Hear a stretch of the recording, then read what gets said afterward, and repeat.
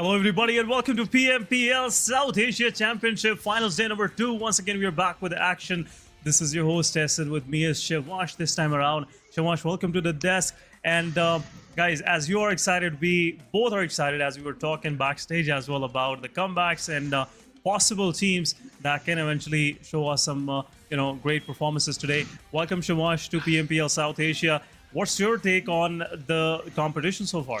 First of all, thanks a lot for this warm welcome, Mason. I am really grateful that I'm sharing this desk alongside you. And yes, we literally had a 40-minute chat about the teams and also how they are playing and how some of the teams are creating a nuisance in the server that they are just better from everyone else. But as just asked me, I'm really excited for today's matches because again, 6 games, you have a lot of games to prove yourself, and the difference between the top and the bottom teams is quite a lot. So the competition is going to be tough.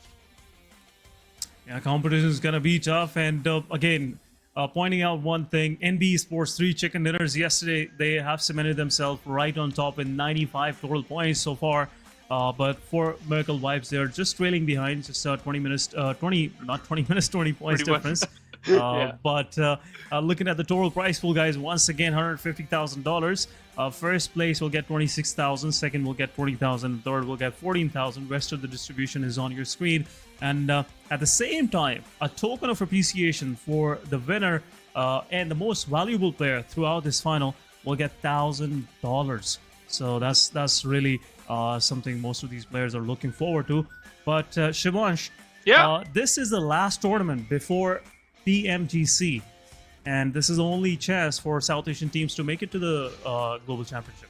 Yeah, the final chance, the final 4 teams, and it is going to be very, very tough because again, the cutoff is going to be really, really difficult and also very, very interesting that some of the teams, they are already living on the edge, and also some of the teams are once again playing for the pride because Stalwart and Agonix I8, it seems like they are already in a comfortable spot. They are. They're just playing for the prize pool, in my opinion, and just for the pride, because both of these teams, they've been battling for almost 3 seasons now to actually get, for Agonix I8, it's been always a battle for the first spot. Stalwart Esports, they have already won the championship for almost 3 times now, but we'll see if there'll be any changes happening this time around. But let's have a quick look at the overall ranking. NBeSports, they are in this with a plan, and so far things are working out pretty much in their favor. 3 chicken dinners in a single day.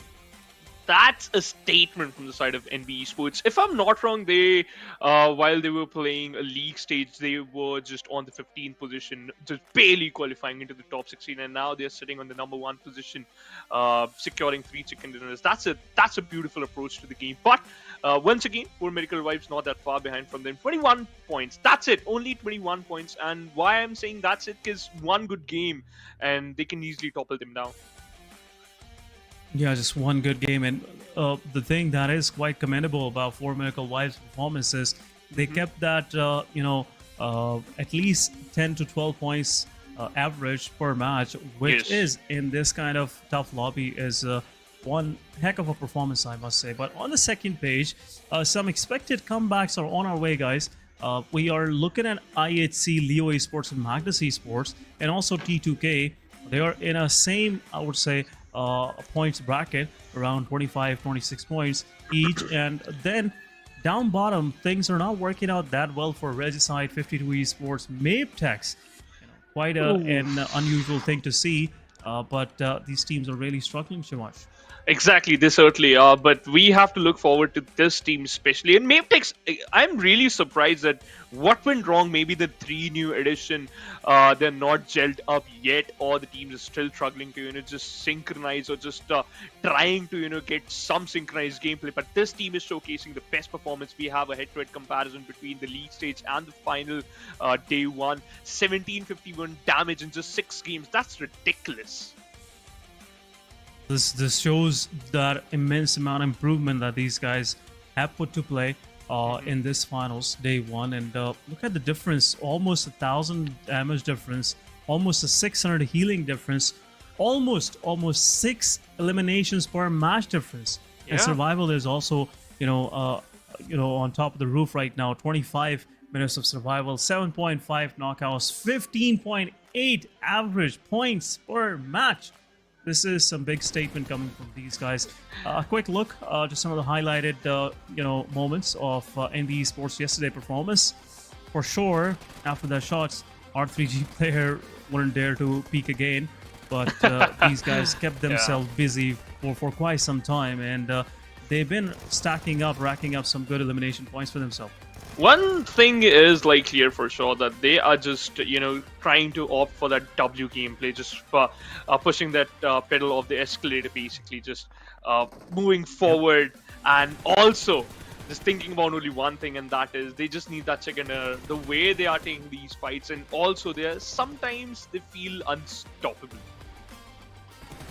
For sure, and I have not much I could disagree with at this moment, because the way, as we mentioned about just pressing forward, just getting through the teams, that's been the game plan for NBeSports in yesterday's matches, and we have seen this. Look at this example, NBeSports Mondo, as he was charging in an uphill battle, still this guy was not putting a stop to his aggression, and that's what NBeSports really capitalized on and eventually got that chicken dinner. There is some highlights from the third one, right close to the shelter, and NBeSports with these 3 good matches are really setting up top, and the way they have dominated on the first day, it is really giving some fits up the spines of most of these teams that are sitting down below.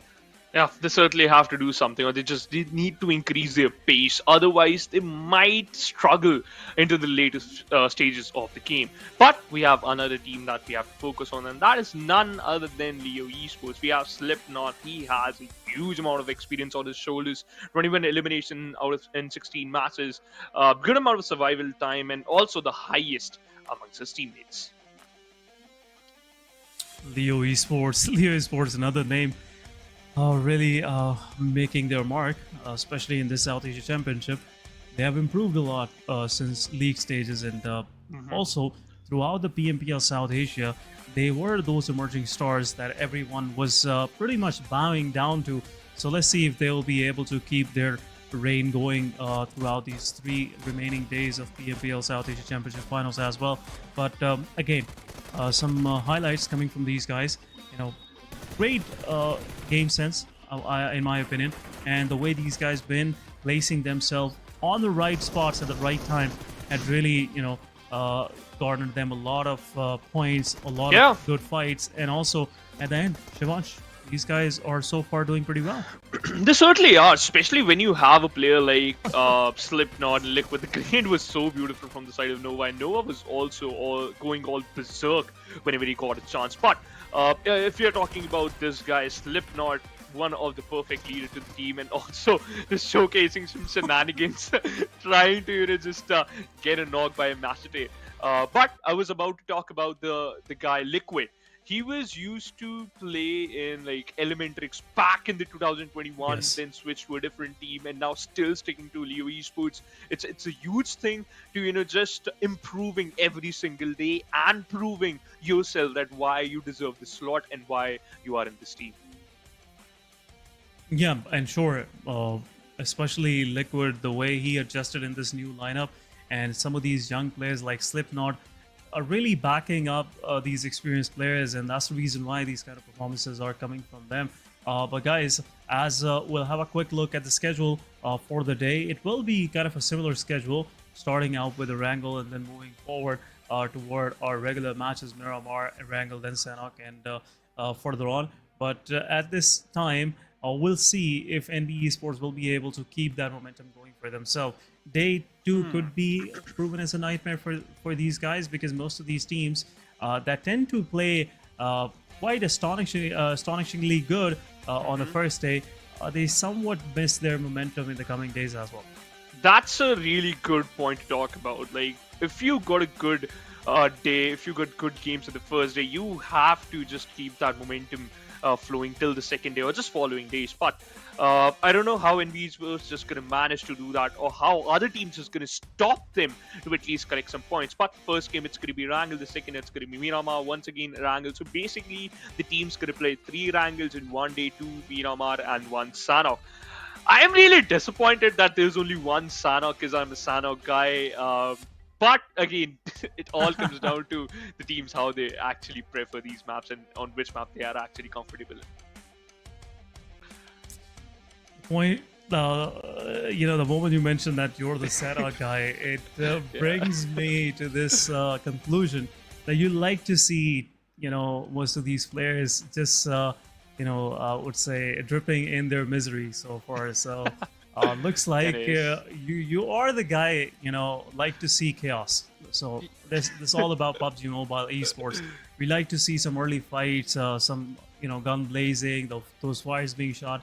So yeah, sure, Sanhok is only one, but the one thing which, in my opinion, Sanhok is really unfair about, it's not a good competitive match. It is kind of favoring to the team that is inside the circle. So even good teams that somewhat they miss out the chance to get in there, they find very difficult to find a way in the circle and continue their game.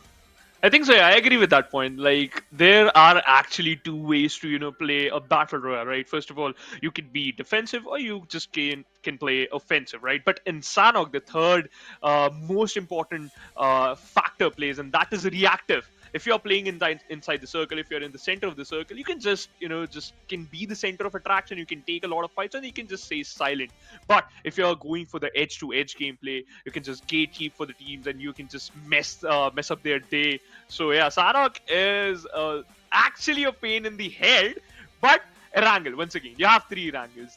That's the only map by which you start your journey.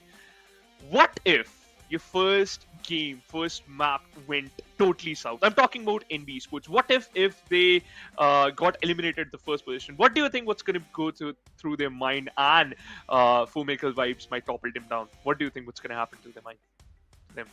Well, right now, in my opinion, if a first match goes wrong, this is not a good omen. In my opinion, for teams that are really keeping their momentum going, their domination going. So first thing they have to make sure is at least try to keep it around 6 to 8 points average.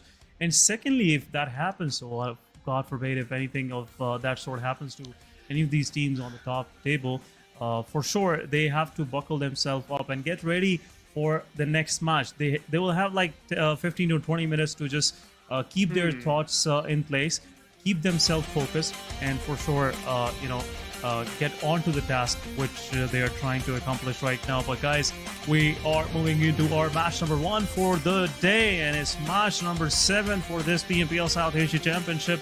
Erangel it is, lane line somewhat starting close to Stalwart and going down south toward Novorapnoye and military base. It's starting from the northern side of the map and heading to the southern side of the map. It's a beautiful plain path, but the best part is it's favoring the eastern side of the map.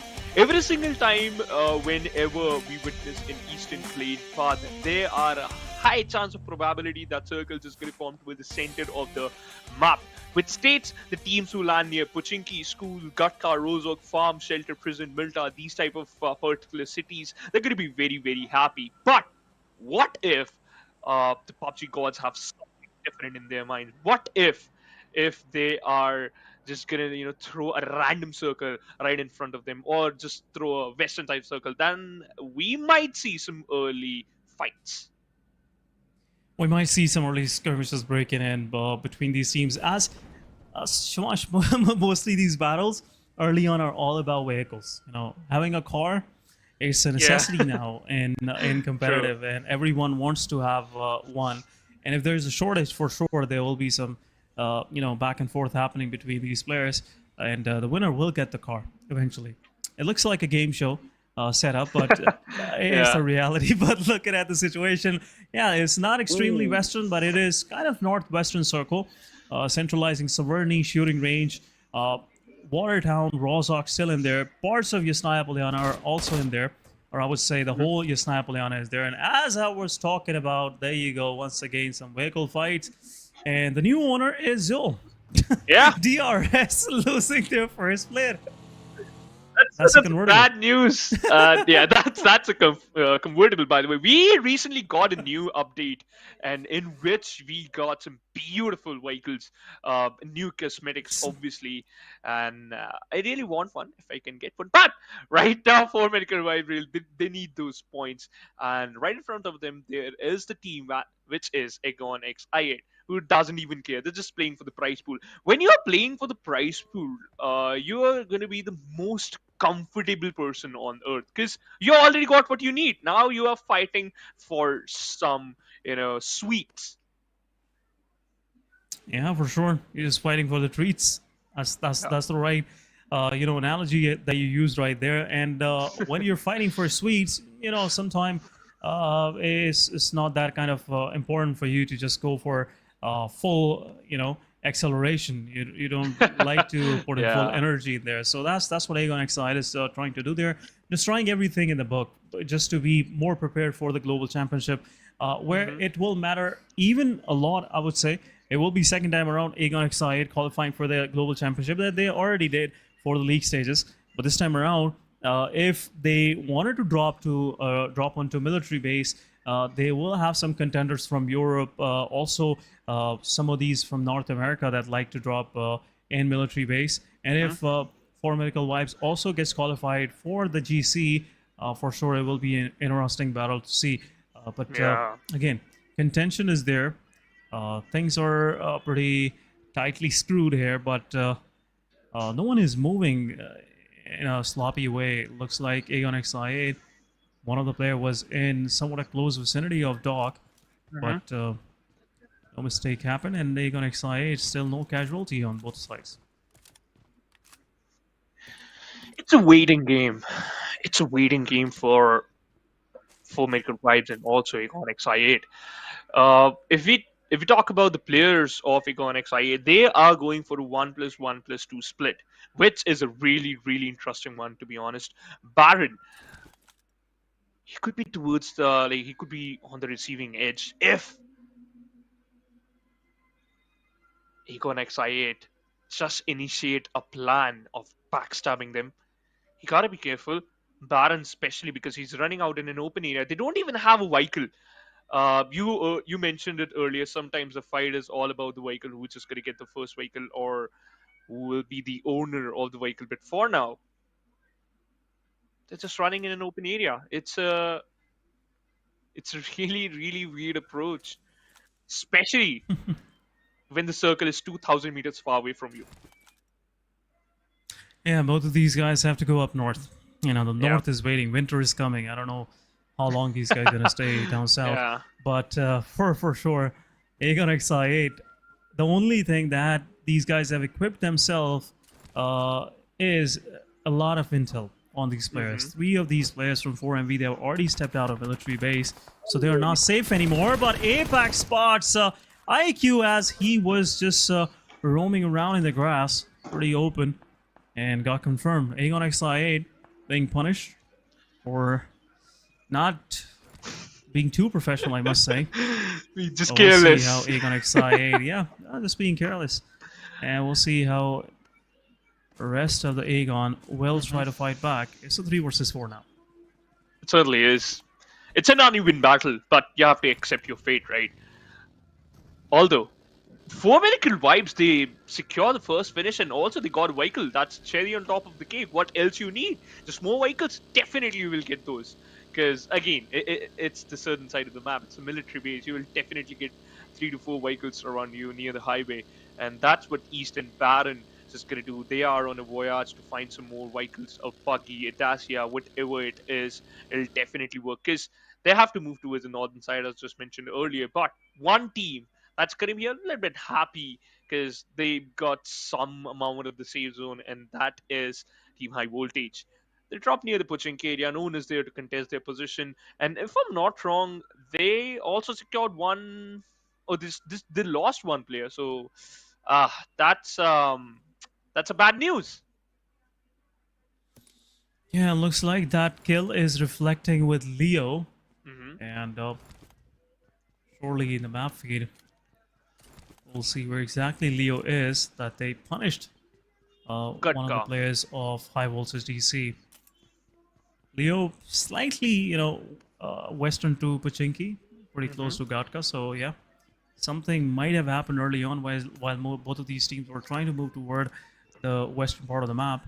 So some unfair exchange, I must say, did happen between Leo and High Voltage, and Leo been, you know, the one getting profited with that trade. But we'll see. Yeah. Things will progress further. But another strong team is on our screen right now. Let's talk about these mighty, players from Nepal, especially Prabin and Sky, and also how can we forget Malik? Raw officials right now are packed with talent, and the way these guys are performing is really turning heads around for most of these teams in the lobby, and also every esports fan out there, because during the league stages, Shivansh, these guys were somewhere close to top 3, and still now look at them. Their position is not that bad. They are on the 5th position after day 1. It's kind of a decent position, to be honest, because you have to be in the top 4, right? Just one more spot, and then you're going to be kind of in a comfortable spot. But as just mentioned, Raw, it's a really good team. Ruthless, aggressive warriors. Definitely, they are ruthless when they are taking those fights. But as just mentioned about the guy Prabin, he's a really talented player, and also he was, if I'm not wrong, he was also in High Voltage. I saw him playing alongside the Yes. players of High Voltage, and now shifted to Raw. So he also bring that experience, and also the play style he can discuss with his teammates, that how those players approach the game and what's going to be their style.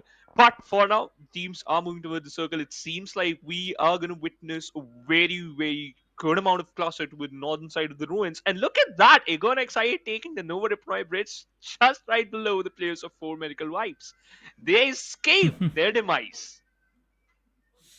They did. They did. They lost one of the players early on. A good support player, is much needed in those kind of fights. But losing IQ really made the Aegon XI to rethink their choices. That's the reason why they choose to disengage. So a good decision coming from their side. But Leo Liquid once again with some DP burst fire. No connection. Thank God. 52 Esports Walud with a sigh of relief. But again. Yeah. 52, they have to move quick. Most of these teams, they have already made their way towards shooting range, because as the circle has already shifted slightly northwestern toward Zarki and shooting range area, so gotta be more careful. And also a lot of contention is around Georgia Bowl, North Georgia Bowl, R3G. Yeah. They have chose to move from there. Magnus Esports, they are also using the same route. And as IHC likes to drop South Georgia Bowl, so for sure IHC will be there in the main contention happening. But most of these teams, they have already placed themselves in a good position. But a third party happening at the same time for MV going against Aegon XI for once again. Aegon XI Blade gets finished out this time around, and Aegon XI left with only 2 players. Oh, it seems like the rabbit actually caught the turtle now. He can't escape 4 Medical Vibes, and especially the players of Aegon XI8. They were trying to be a little bit sneaky, but you know what? You are not that perfect. And okay, 7th element. What they're doing? They're just trying to park their vehicles in a really, really radical way. Okay. Just slamming those buggy onto each other. Yeah, that's a good way to park your vehicle so that no one can enter inside your compound. But as we're just talking about Aegon XIA, they already lost one of their player, and now they just dropped down 22. So it's a bad news. It's a really bad start. But once again, it's just helping the players of 4 Medical Vibes, because they're just 21 points far behind from the players of NBeSports. They are still 20 points behind, because NBeSports just recently secured 1 finish from themselves. So again, it's a really good contestation. But other than these 2 particular teams, I would love to see how the players of SKYLIGHTZ Gaming just gonna perform, because they're just towards the right below these 2 teams. They're on the 3rd position. Yeah, SKYLIGHTZ Gaming yesterday, some good matches coming from their way as well, especially the final Erangel, where they managed to take a fight against R3G and then also surviving against DRS. But the only noticeable thing there was that SKYLIGHTZ Gaming lost 2 of their players early on, so they Yeah. survived for a long bit with only 2 players. But in the kill feed, Magnus Foster showing some accuracy skills onto the players of High Voltage DC. Sanjeev gets knocked out and right away gets confirmed. Zibian takes down Ryo. 2 of the players of High Voltage DC are under fire from Magnus Esports, and Magnus Esports have 2 points in their backpack early on. It's just the stage number 3, guys, and in stage 3 we're seeing these kinds of fights breaking in because the circle is quite unorthodox, in my opinion. The way the second circle shifted, it has really made most of these teams change their plan, change their rotations, and this quick adjustment led most of these teams into their demise. And look at this, High Voltage DC just left with 2 players, and Rogue was also about to get some fires coming from the side of Fenny as well. But with this gun, I'm pretty sure you won't be able to connect much. But Fenny's still trying his luck. Yeah, he was trying his level best, but yeah, really interesting combination and really good, interesting loadout, by the way. But I don't know what happened to High Voltage. It literally fell right into the trap. When they were trying to rotate from the George Pool container bridge, they faced the players of Magnus and they lost 2 players instantly. They should have been like aware of that fact that there's a team, there must be a team who would guard that position, because it's a really crucial bridge, especially in a circle like this one. Maybe some comms error or maybe something else, or maybe they were just unprepared for that fight. But for now, Aegon X I8, they were also unprepared for that no fight. way. Rook secured a knock and instantly a finish. Falak is the final player. It's going to be a battle between the UMP and the new signing Nice weapon, one. DBS. UMP not standing any chance in front of shotgun DBS. DBS just reigning supreme once again. In every Exactly, battle, in yeah. every close range fight, you cannot take chances against DBS. And Falak was the foolish one. He took the chance, and now he is a box, a part of history. But we'll see how Aegon will come back in the coming matches. The next one will be Miramar, so they have a fair chance. But R3G on the other side, they have chosen to go against 4MV, 4 Medical Vibes. They have already pushed on Noki. 2 of the players are already down, and Roshan is there for the cover fire. But again, Baron is about to get knocked out as well. Last one standing, Apex, and it's everyone down. It's over for 4 Medical Vibes as they confirm some eliminations onto the players of Aegon XI8. Right away, 4MV met their demise as well. So both of these teams who started that early back and forth are now sitting in the lobby. But as this fight was happening, R3G versus 4MV, team Raw officials, they would like to participate in a third party as well. Zozo's position was quite, in a difficult, risky position he was in. And there you go, Jiggle will push forward and take down one more player from R3G. R3G is just left with nothing, and now they have to vacate this place. This crash site is to the name of Raw officials from now on, and a new owner has already moved in. But R3G was still low on HP. He just got revived. He has to heal himself up. A small dip is available to him, but we'll see if these guys will be able to save themselves. But now, once Raw officials, they have tasted blood in the water. Now they want some more, and charging on to the players of T2K as well. It seems like they just want to be unstoppable right now. They are just want to engage every single fight, every single player. They just want to take down every single player this spot. The best part was Regicide left this depth, left this crater, and they are right inside the circle. So I kind of think that's a good decision for them. But right now, Magnus Esports, he needs to connect every single bullet. He was trying his level best, but still unable to connect a single one onto the head of his opponent's spot. Fast enough to take down one player. Mondown wasn't prepared for that one particular commission, and now he faced his demise. He is finished. Yeah, but at the same time, Mabetex lost one of their players as well. So it's been an equal trade happening. They haven't lost it yet. Oh yeah, just correcting myself. But he is still knocked out. Leo storming around in his supercar. We'll see if he'll be able to run over the players once again. But on the backline, Stalwart Esports have already pulled himself up close to the NBeSports. Another player from NBeSports are down. Secugen waiting for that revival, but on the other side, SKYLIGHTZ Gaming takes down Leo as he was just overextending over the line, and NBeSports losing players right, left, and center.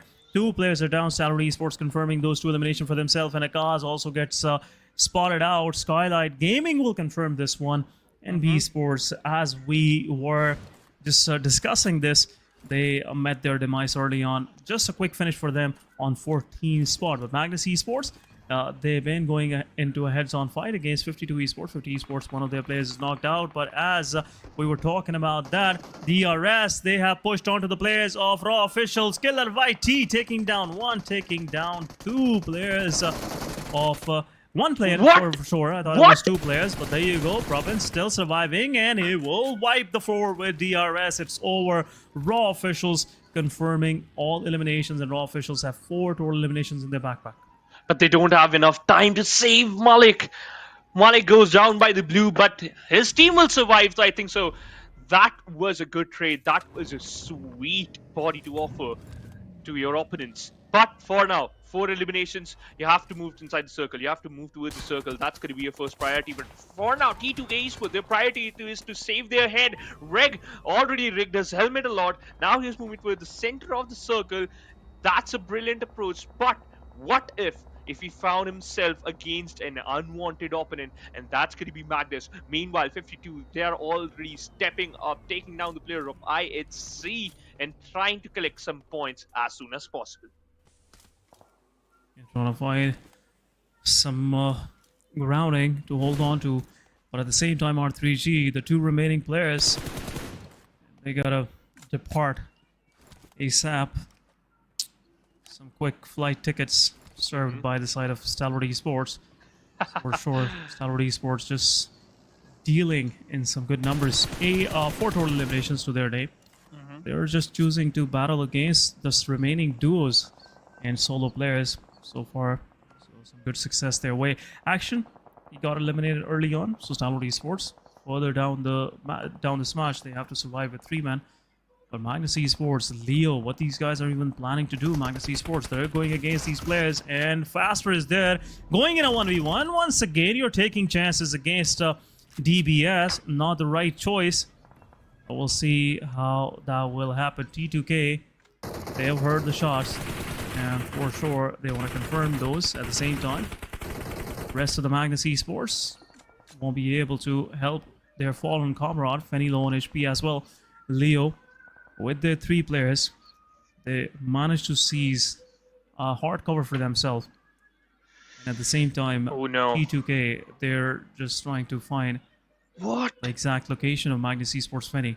He's still surviving with a slither of an HP, but Leo Slipknot slowly and steadily closing in. Smoke already been deployed. Third party happening. Zabian is there. Fenny will throw a Molotov. For sure, this Molotov will knock the player down. Fenny with the DBS, but he doesn't have to overextend if he wants to survive. But Zabian low on HP, he has to heal himself as well. A nade goes in. Fenny again surviving on a silver of an HP, but how come 52 Esports is not looking this way? That's my question. This could be an easy elimination for these guys, but T2K has jumped in as well. Leo just trying to find anything. Zabian pushing on to the players of T2K, but Rig will confirm Zabian. And at the same time, Magnus is left with only last man standing. 4 total eliminations to their name. Leo Esports, they're just trying their chances against Fenny, but shotgun and a good cover fire coming from the side of Nova, but T2K, they will join in as well, and looks like Nova won't be able to survive for long. Leo is out, Magnus is out, and we are left with 7 top teams. Instantly, 2 teams takes an exit from the lobby. That's a really interesting fight, and kudos to Finney. He was trying his level best, but godless. He's certainly a god. 1 grenade, 2 targets. They already fall. It seems like that's the end for 52 Esports. And yes, they got eliminated. We have 6 teams. On the other side, 7th element just trying to find the right element to find, but it seems like Stalwart Esports showcasing their true face and also how to engage in a fight. This is a fight which is just forming outside towards the circle. That's a bad news, and the bad news is I see that's a prime delivery right in front of you. Yeah, nice one. Another nade goes in. 3 of the players from 7th Element are down. Last man standing. Also a third party from SKYLIGHTZ Gaming. Icy not feeling lucky at this very moment. And this third party will be able to buy some time for the players, for GokuBot to revive one of his fallen comrade. And there will be some chain reaction starting from there forward. But Stalwart Esports, Icy, as he already knocked one of the players, he is looking for some confirmations. But Mafia Ninja, he's not sure where exactly the player is. Confirmation will come. Mafia Ninja pushes forward, but at the same time, rest of the SKYLIGHTZ Gaming also pushes forward onto T2K. GokuBot is not there to help, and SKYLIGHTZ losing one of their players in the process. But at the same time, shots are being fired on No Fear and 7th Element. They were 4 men up, but Icy with that utility just tarnished everything out of their hands, and 7th Element down to their last man, GokuBot, as he's surviving on the edges. Yeah, look at Goku. I just saw his player cam. He was reacting. He was literally tense. And also, I think so, he was just telling his teammates what you have done. You got a right chance. And also, I have the compartment, which is inside the circle. He can still survive till the end, but that's not enough, to be honest, to get the chicken dinner. Who knows? Mabetex Esports, by the way, they made into the top 5. 9 teams, 9 players, apologies. SKYLIGHTZ, T2K, 7th Element, IHC, and also Mabetex. This is the right time to shine. You got the circle, you got the compound, you got the ridge, you got the weapon. You just need one thing, the right aim. Right aim, and for sure, the kind of dispersed this match is. Look at this, stage number 6 we are in, and almost the whole lobby is out. This is the level of aggression most of these teams are putting onto this battlefield, and the reason why we're seeing some duos and solos surviving. Otherwise, we could have seen at least one team, with 4 of their players up. But right now, the chances are pretty skim. Every team has like 20-25% of chances of winning this chicken dinner, except 7th Element with 11% chances, as the guy is only solo here. But T2K, they're going against IHC. Zol gets knocked out. Godless is there. The last man standing could possibly get third party from the side of SKYLIGHTZ Gaming. No Fear will be able to spot the presence of Godless in his close proximity, but we'll see how SKYLIGHTZ Gaming gonna conduct themselves. For sure, they have no idea where exactly IHC is. On Mabetex, they have a good location, but on the extremities of this phase 6, we are seeing teams like T2K and 7th Element, and looks like this will pretty much prolong their survival. But Wally, look at that. His movements, he's just trying to engage in a fight. He's just trying to force himself for a fight. But Godless did a God's job there. Revived his comrade, his fallen comrade, Zeol. He's back on his feet. Now he can just prove his mettle. He can be as strong as he was before he got knocked out. But it's a bad news for SKYLIGHTZ. They can get benched. They could get sandwiched between these two teams. And Wally! A beautiful grenade to break the wall and to break the fear. Yeah, still, there is some fear now. And Mabetex Esports slowly and steadily closing in. SKYLIGHTZ Gaming, they have to res their player up. And at the same time, 7th Element GokuBot, he's not taking any shots. He's just surviving. He knows that if he will peek his face out, for sure, it will be a quick elimination by Mabetex. But IAC, they've already pushed in. 1 shot, second player, shotgun, and there you go. It's a confirmation. Zol, the fallen one, this time around comes to the rescue and helps Godless before he gets eliminated. But there you go. At the same time, Mabetex getting pushed from the back. T2K this time around just finding something for themselves. 5 total elimination, and all in the backpack of Rig. So far, Rig doing an awesome amount of work for his team and single-handedly keeping the flag high for T2K. But Mabetex deserved the last man standing. GokuBot, he has to step out of his comfort zone now. We'll see how he will find his way inside the circle. He has already attracted a lot of attention from surrounding, but some shots onto the players of 7E, the solo survivor, GokuBot. We have 2 solo survivors now. We have 4 teams still surviving, but 1 nade. We'll see if this will be the golden one, or we have some more tries left as well. It was the last one in the hands of Berserk. No more utility for this guy, and he couldn't use the last one to his best. But I see they have realized they have a chance of winning this one, and now they are going slightly more aggressive.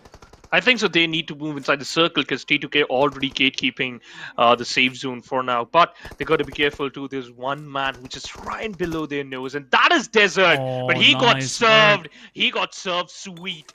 The takes an extra on the fourth position. We have on the 3 team. Seventh element Goku. He's still inside the circle. He's still waiting. He's still trying to get what he wants. And that's the top 3. Godless has a grenade. Zeol has a stun.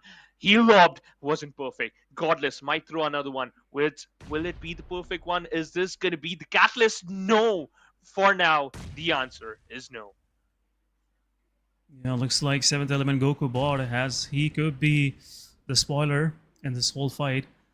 For sure, his attention is on to the players of IHC. Zul, as he is trying to spread out to gain some more map control. For sure, this thing can backfire. But at the same time, Godless takes down Rick, the Dominator from T2K. And now IHC slowly and steadily closing in. But a nade will go in. Godless confirming the players, and it's over. It's a 1 versus 2 now. And 7th element Goku bot will try his chances to get this winner chicken dinner for himself. A slight peek from the tree for sure. Godless, he's already taking a good position. A fallback position for the player if 7E Goku bot managed to take down Zol. But it's a 1 versus 1 between both of these players. A quick reposition possibly happen, but Godless is shooting his shot, trying his best to find something. But there you go. Goku bot stepping out the open. Godless, his position is revealed, and this could be a knock. And nice work by Goku bot. It's a 1v1 between both of these players. Now, one grenade or one throwable would change his fate. Zeol has a stun. I don't think so. He's just going to use it. Goku bot lobbed the grenade. Is this a perfect one? No, it's not. He has only one. He's one life, one chance to get what he wanted, and he certainly did. Oh my God, Goku! Swear, Goku got bot. a Super Saiyan mode and easily flashing down and getting this spicy chicken dinner. Spicy chicken dinner. These guys gonna add some more spices for themselves for sure. But winner chicken dinner goes to 7th element, and they are now on the 5th position overall.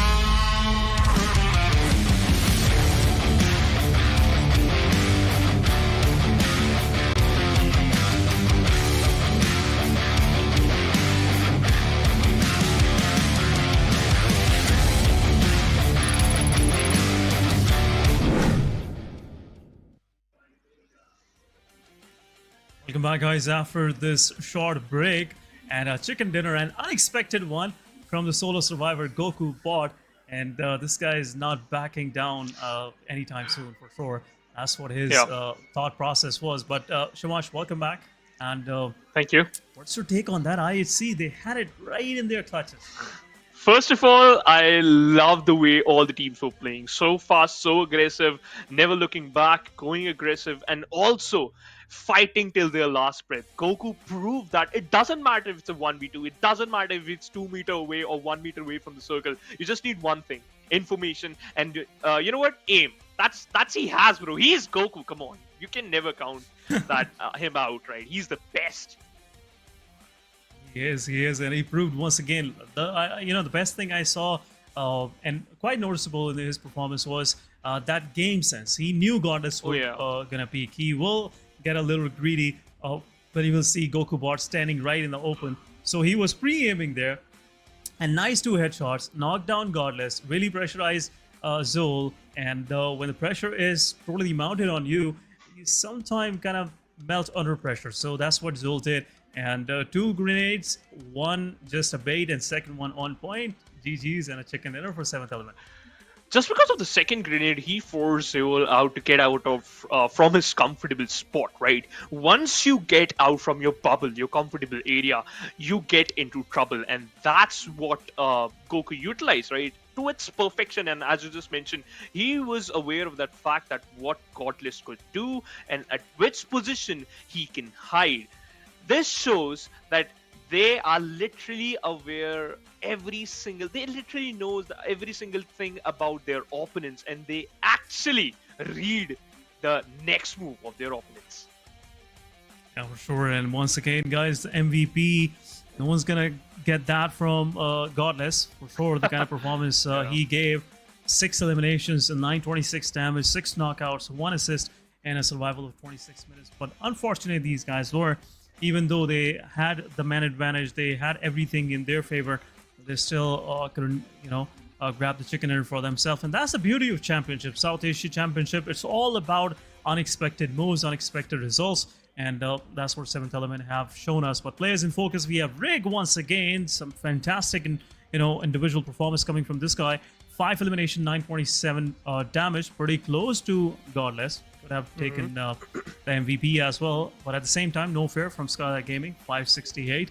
Top ZZ from Stalwart Esports with 568, and that's pretty much been the story. My summary: we have Godless with the highest eliminations, highest damage goes to Rig, it's a 1 point difference. Then we have Top ZZ with 2 assists and highest healing done by 52 Esports. Chodu, 1 nade from IHC, just rattled the whole 52 Esports.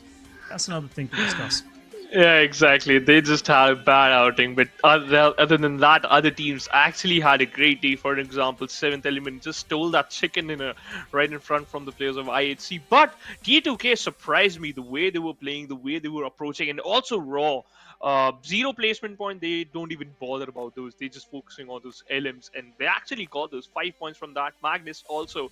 The only factor was Magnus, they were in a split in the final fight when they got third parties. Otherwise, they would have secured some more points. Yeah, they could have. They managed to take one of the players down. If Zipian was not that far, for sure, Fenny will have a chance to, actually go ahead into that a full-fledged front-end fight with Leo. That was that mistake by Magnus Esports. But overall, T2K was on their backlines. They were right behind them. So for sure, T2K really punished those overextensions coming from the side of Zipian. We'll go into that discussion, guys, later on. But let's have a quick look at the schedule. We have Miramar, the next match number 8 for this South Asia Championship. And this could be that match that'll help some of these teams to regain their momentum, especially for Miracle Vibes, for NBeSports. They didn't have the best of it for themselves in the previous one. It was a bad game for them, but I would love to see how they're gonna, approach in Miramar. Especially, I would love to see how these teams is gonna play in the map of Miramar. Because Erangel, I loved it, every single bit of it. I actually loved it. The final fight, the start, the early fight, and also chasing your opponents. The fight between 4 Medical Vibes and Egon Excited. I thought Egon Excited just escaped, but that wasn't true. They actually got targeted by 2 teams. They actually got eliminated a bit earlier than I thought. But I just want to ask one question from you, Essen, and that is, do you really thought that Goku could have secured that second dinner? Because, to be honest, I don't. Goku is that player in local scene that could have done it in local scene, but, going up against IHC and the kind of momentum IHC had in that fight against T2K, SKYLIGHTZ Gaming, Mabetex, I was totally unsure.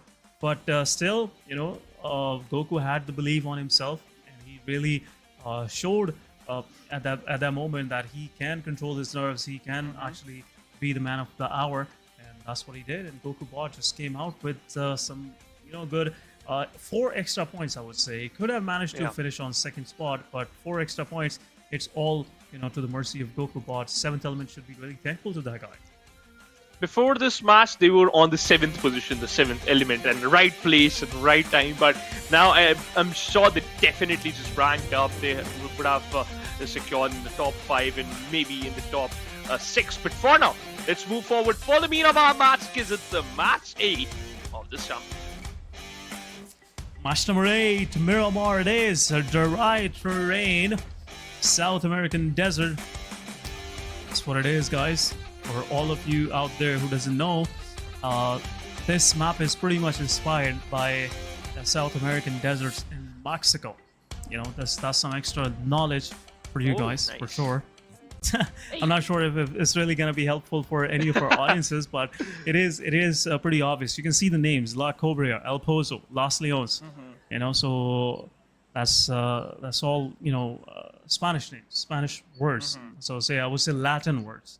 But again, you know, the funny thing is, Shivash, 2 years back, I told a friend of mine that this is not Picado, it's Picao. The guy started making fun of me and like, what do you mean? We always been calling it Picado. It's Picao. Picao means it's the sin city. That's where you commit sins. Oh. That's why there is a casino there in Picao. there's that red building in the Picao. So that's kind of a Las Vegas kind of thingy. So yeah, this whole map is kind of an inspiration from the Latin American desert terrain. So really enjoying it, guys. So far, it's one of the favorite maps of most of these top teams, especially Shivansh. I have noticed this is very unique thing between Mongolian teams. They really play very good, very outstandingly when it comes to Miramar. Exactly. They just, to be honest, they're just built for this map. It seems like this map is actually for them. They have that type of approach, especially a map like this required, and that is get a knock in those long range fights. You have to take control of those uneven terrains when it matters the most, and these teams are so good in that. But once again, a Northern Circle, I would love to see how other than the Mongolian team gonna just take this circle into their favor, or to just utilize to its perfection. But I just want to mention one more thing, and thanks a lot for the interesting piece of information. I would love to call it pick out from now, and I will definitely share this information with my friends. Although they'll make fun of me because I'm a pretty bad player, but it doesn't matter. I have good amount of information. you can actually flex them with this information. Yeah. I'm sure. And it is very interesting because back in one of my jobs 2 or 3 years back, I used to communicate with some of the people that were bilingual, and some of them were Latin Americans. So they used to tell me these kind of things. So I had some keen interest to learn some Spanish. So that's where I learned all of this. Like Hacienda de Patron, that means Hacienda is the house de Patron, like the house of the boss. So that it means Landrilla means the city with red bricks building. So that's what is the word means. So that's, okay, I'm learning a lot. Just wait a minute, let me find my notebook, and where's my pen? I'm just gonna write it down.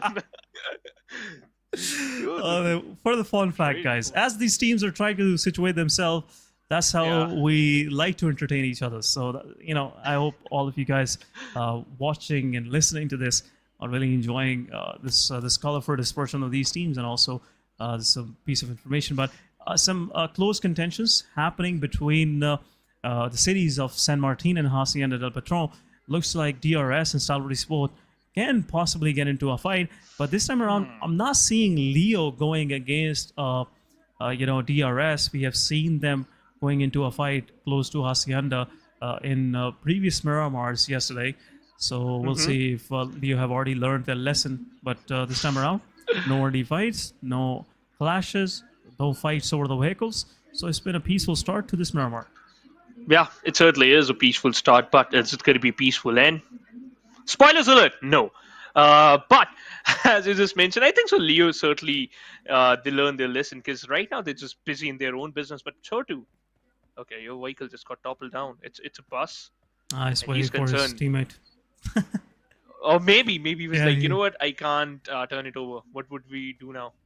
Are we going to run in an open area? Or maybe his teammates Waldo is here to help him out. Now it's in the first position. Yeah, that's a great help. Just leave it right there. Yeah, just giving it a slight push, throwing it even farther for his player. But anyhow, that's the beauty of Miramar. These ridge lines, they Yeah. are totally merciless with the vehicles, especially if you have a Mirado. If it gets stuck between these ridge lines, Oh, these yeah. unusual ridge lines, it's very hard to have your vehicle back. You just have to abandon the vehicle right then and there. And it can also happen between fights. If you're pushing onto a team and it's kind of a tricky terrain to maneuver on, for sure you will have your vehicle get stuck and you'll get flushed in a second. That's how the whole thing works. But we have a Bugatti Yeah. in the midst of Miramar. There you go. Some top-notch vehicle. We'll see if this will perform the way it performs on the clean asphalt. How fast it will be, we'll see. But anyhow, Oh my god. jokes aside, Yeah. Bugatti it is. For sure, you can have it in the game if you can't afford it in real world. IRL. What color is your Bugatti? Yeah. What color is your Bugatti? That's another question I was about to ask Shimash. I don't have a Bugatti, unfortunately. Although I have a Lambo, weird flex, but not in real life, in game, by the way. Just letting you guys know. So yeah, Oh my goodness. it's a beautiful vehicle. Not beautiful than this coupe. Coupe doesn't even require a cosmetic, bro. It's so beautiful and it's so fast. It's so comfortable. I think so. This is the perfect vehicle after buggy in the game of PUBG Mobile. Yeah, it's one of the faster vehicles, but the problem with this one is it's the same thing here. On Erangel, it's one of the best one for sure, but on Miramar, it also gets stuck a lot in these ridge lines, and Yeah. once you're trying to reverse, back it off, trying to redirect it, that's a lot of time required. So yeah, it's a risky, vehicle to be in, and at the same time, the vehicle health is pretty much compromised. So you cannot Oh, yeah. risk it through a full spray. So gotta be more careful with that. That's how the PUBG Mobile goes. Oh my And what God. a nice spray from the side of Stalwart to the side of Stalwart Esports by DRS. Two of the players from STE are down, and for sure the players from DRS will be able to res their player up. But Nurzit, he's bleeding out, and for sure Gyante will confirm the elimination. That's a beautiful trade, by the way. 2 of 1. They already secured one, and basically they secured both the knocks. Delta got 2 finishes right away. DRS, they had a commanding lead in this fight. Now Stalwart Esports top in IC. These are the 2 players, the final 2 players remaining. In the previous map, they got eliminated a bit early, but right now they are the one who has to survive, who have to survive till the end. Otherwise, they might face Super Round. But DRS, they're going to be very happy because first of all, they got good loot, got good points, and now they have control of this fight. But T2K entrusted in this fight, regged his body armor and also his helmet because he received some amount of damage, but he does good amount of damage too. Yeah, some back and forth happening between these players, but the good thing for DRS is their player is back into the safety. No loss so far, but Stalwart Esports, they're still, just wondering what just happened to them. 2 of the players got toppled off the buggy, and some good shots between the eyes for sure. But first airdrop onto the deserted terrain of Miramar. AUG it is, with an extended quick draw mag. Gonna waste any time reloading, but military vest level 3, a Spitnos helmet and a backpack is there as well for the grabbing. Some level 3 is much needed if you are that front end guy, the guy who likes to fight and enter into the buildings. For sure you need some good loot with you, because you'll be shooting a lot of bullets and you need a level 3 back to have all that in handy. So for sure this airdrop will be quite helpful, but we'll see how far it is. No one is close to that airdrop. It is pretty far in quite a field. For Circle, it has already shifted up north, and now looks like it is moving toward that Oasis area up north. Yeah. That update we saw a year ago. But talking about the update, NBeSports, as they were trying to move forward, they got flushed out. At the same time, 52 Esports, they pushed onto the players of DRS, and 2 of the players of DRS are already down. But Gyante with some drop shots, and 52 Esports, they are on the verge of elimination. What DRS is doing actually? They already took down 2 players of Team HIGHVOLTAGE, and now they already eliminated one more Full team. They squad. are looking for, I don't know, revenge or maybe something else, but they are angry. To be honest, they are angry. DRS and Killer White, he has a pump shotgun. He doesn't even have the perfect loadout, to be honest. Now he can just think that rather than a pump shotgun, he would have had S12K or a different one. That would have been a perfect option. But still, they are just doing a great job. We already lost one team. Some of the teams are still outside the play zone, the safe zone. Some of the teams are still rotating. And then we have this Magnus, a team which surprised me in the previous map. The way they're taking those fights was just amazing, especially Finney, an outstanding player. Had he had a good amount of cover fire from his teammates, he would have survived till the end and secure some more points. But right now, I think he can do it once again. He just needs one thing, and that's the support. Now, for sure, Magnus Esports, they have some good, players in their squad for sure. And finisher, this guy is a one-man army. He can clutch things out. This guy used to be called the clutch master in the local scene because pulling off a 1v4, 1v3 was that easy for that guy. He can quickly switch between the weapons. And yesterday, IHC really felt that wrath from this guy. They got clutched with the same pump that you were referring to, happening with Killer YT. Okay. He just clutched the whole IHC yesterday. So that's another thing I would like to mention. Magnus Esports, they're really feeling themselves, even though they had some server connectivity issues, but still in this finals they are not shying away from the fights, and that's the beauty of this championship so far. But IHC getting some shots from pretty far away. Mabetex Esports and 4MV both have spotted the player. Godless is there, and Apex, as he's also low on HP and could possibly be a shot being on to the players of 4MV as well by the side of Godless.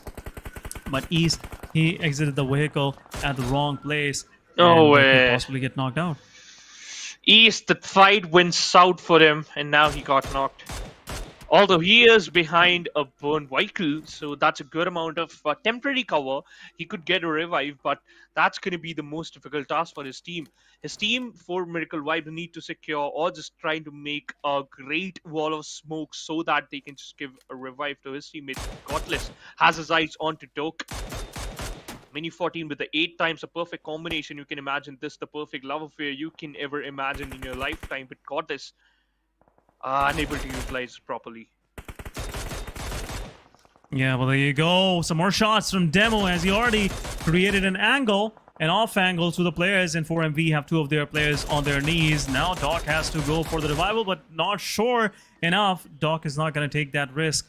And for Miracle Vibes, they will be for sure backing off from this fight, and IHC will have those 2 eliminations to their name. Quick eliminations, and once again, Godless and Demo doing some outstanding work for the team.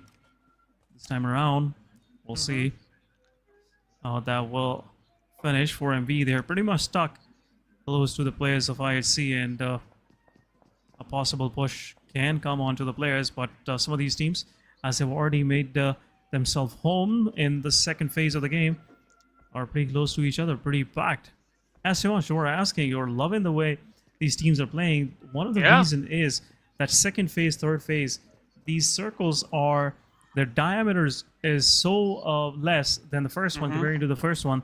That's why you see most of these fights happening. It's just the second phase, and on the rotation, 4MV got caught, off guard, and that's what IHC really capitalized on. So that's one of the reason we are seeing most of these teams getting eliminated early on. I actually, to be honest, I love that because first of all, the circle is forcing the players to just force into some fights, and also how the teams are actually utilizing it. Not to be afraid of, okay, the circle is too small. What if we don't get any area or any chance to get inside the circle? The teams are just like, you know what, we're just going to fight and get what we want. So that's the approach some of the teams are having. I'm truly loving it. But for now, T2K secured a knock, and Finney already spotted out one of the players of T2K. He lobbed a grenade. He wasn't successful at that, and now he's backing off. He has a Lambo. That's a coupe, by the way. It's a cosmetic of that coupe. He's perfectly utilizing it to collect a lot of information. He has a lot of information, but he is so sad. He can't do anything. Yeah, pretty much stuck in the open. Fenny once again trying his luck, but at the same time he is kind of in a risky position. Not overextend at this moment, but raw officials, they are going against the players, and there you go. Drawlin have a good angle onto the player of Jiggle, but at the same time, Zibian going in a 1v1 will take down Jiggle, but the rest of the Sky, they have already pushed onto the players, and now Zibian have to take this fight on this front. 2 versus 2 it is. Foster throws an 8, takes down Sky. Probin is inside the compound, and there you go. He has his footsteps, and as he was sitting in the doorway, in the, I would say, hallway, and a quick confirmation coming on to the players. Last man standing, and now, as the moment Malik will showcase himself for sure, it will be a quick elimination for the players of Raw Official. Last man already just backing off as these guys were desperately trying to get inside the circle. But predictions are, producer wants a prediction. I would like to go with, let me have a quick look at the situation in the circle. We'll say, let's go with DRS. Let's go with DRS. DRS cannot get this chicken dinner. You're going with the Raising team right now, DRS. I'll go with IHC. Let's go.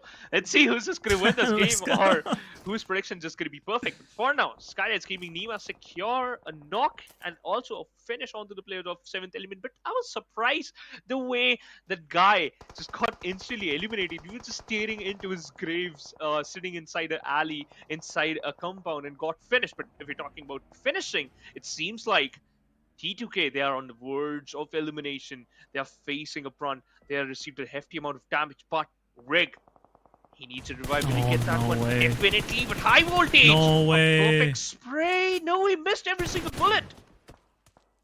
Yeah, but this more damage can be dealt with this vehicle blast. One of the players from T2K is already behind the vehicle, but some random shots going in. Takes down Love. No more Love for T2K. It's only Jane left, but some retaliation fire coming as well.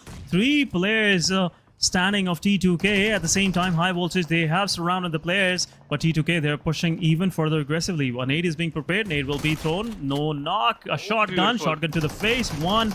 And a water treatment pipeline is there in between these players, but at the same time, Aegon XI8 comes for the third party. High Voltage DC takes down one of the players from Magnus Esports. What's going on? 3 different teams. 3 different teams participating in a single fight. But there you go. Zibian with the nade confirms the final one from High Voltage DC. It's over for High Voltage, but the third party shot from far away giving some chip damage to the players of Magnus Esports. But T2K getting flushed out by Aegon XI8. They're not going to stop for sure. They had a bad match previously, and now they are here to get the repay. But Magnus Esports, unfortunately, these guys were. 2 of the players got knocked out, and for sure it will be a difficult task for the player to res their player up.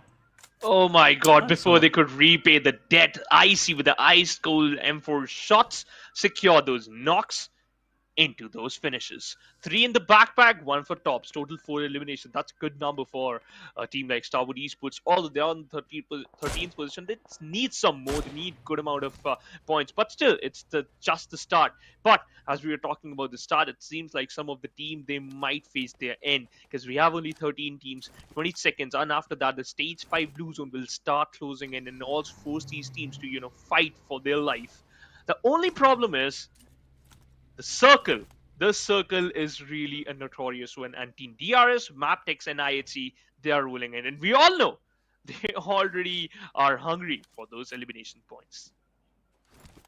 Yeah, looks like a chicken dinner can actually quench that hunger for sure. That's what they're looking forward to. But at this moment, R3G now they have to get ready for this. Could be the final journey or another journey toward the circle. It's stage number now, and they are out of this party so far.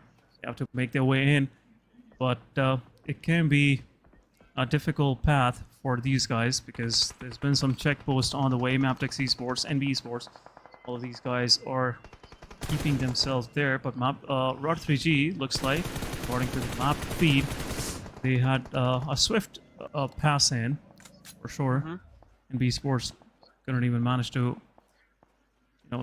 connect a few bullets onto the players, and R3G, 3 of the players are already in, but now R3G, Zuzu, he's going against NBeSports Mondo on the low on HP, and Nade can actually take the player down, but it will be an interesting one. We'll see how the player will dodge this utility, and he did. quite handsomely, I must say. But at the same time, R3G Roshan, he is stuck in the open.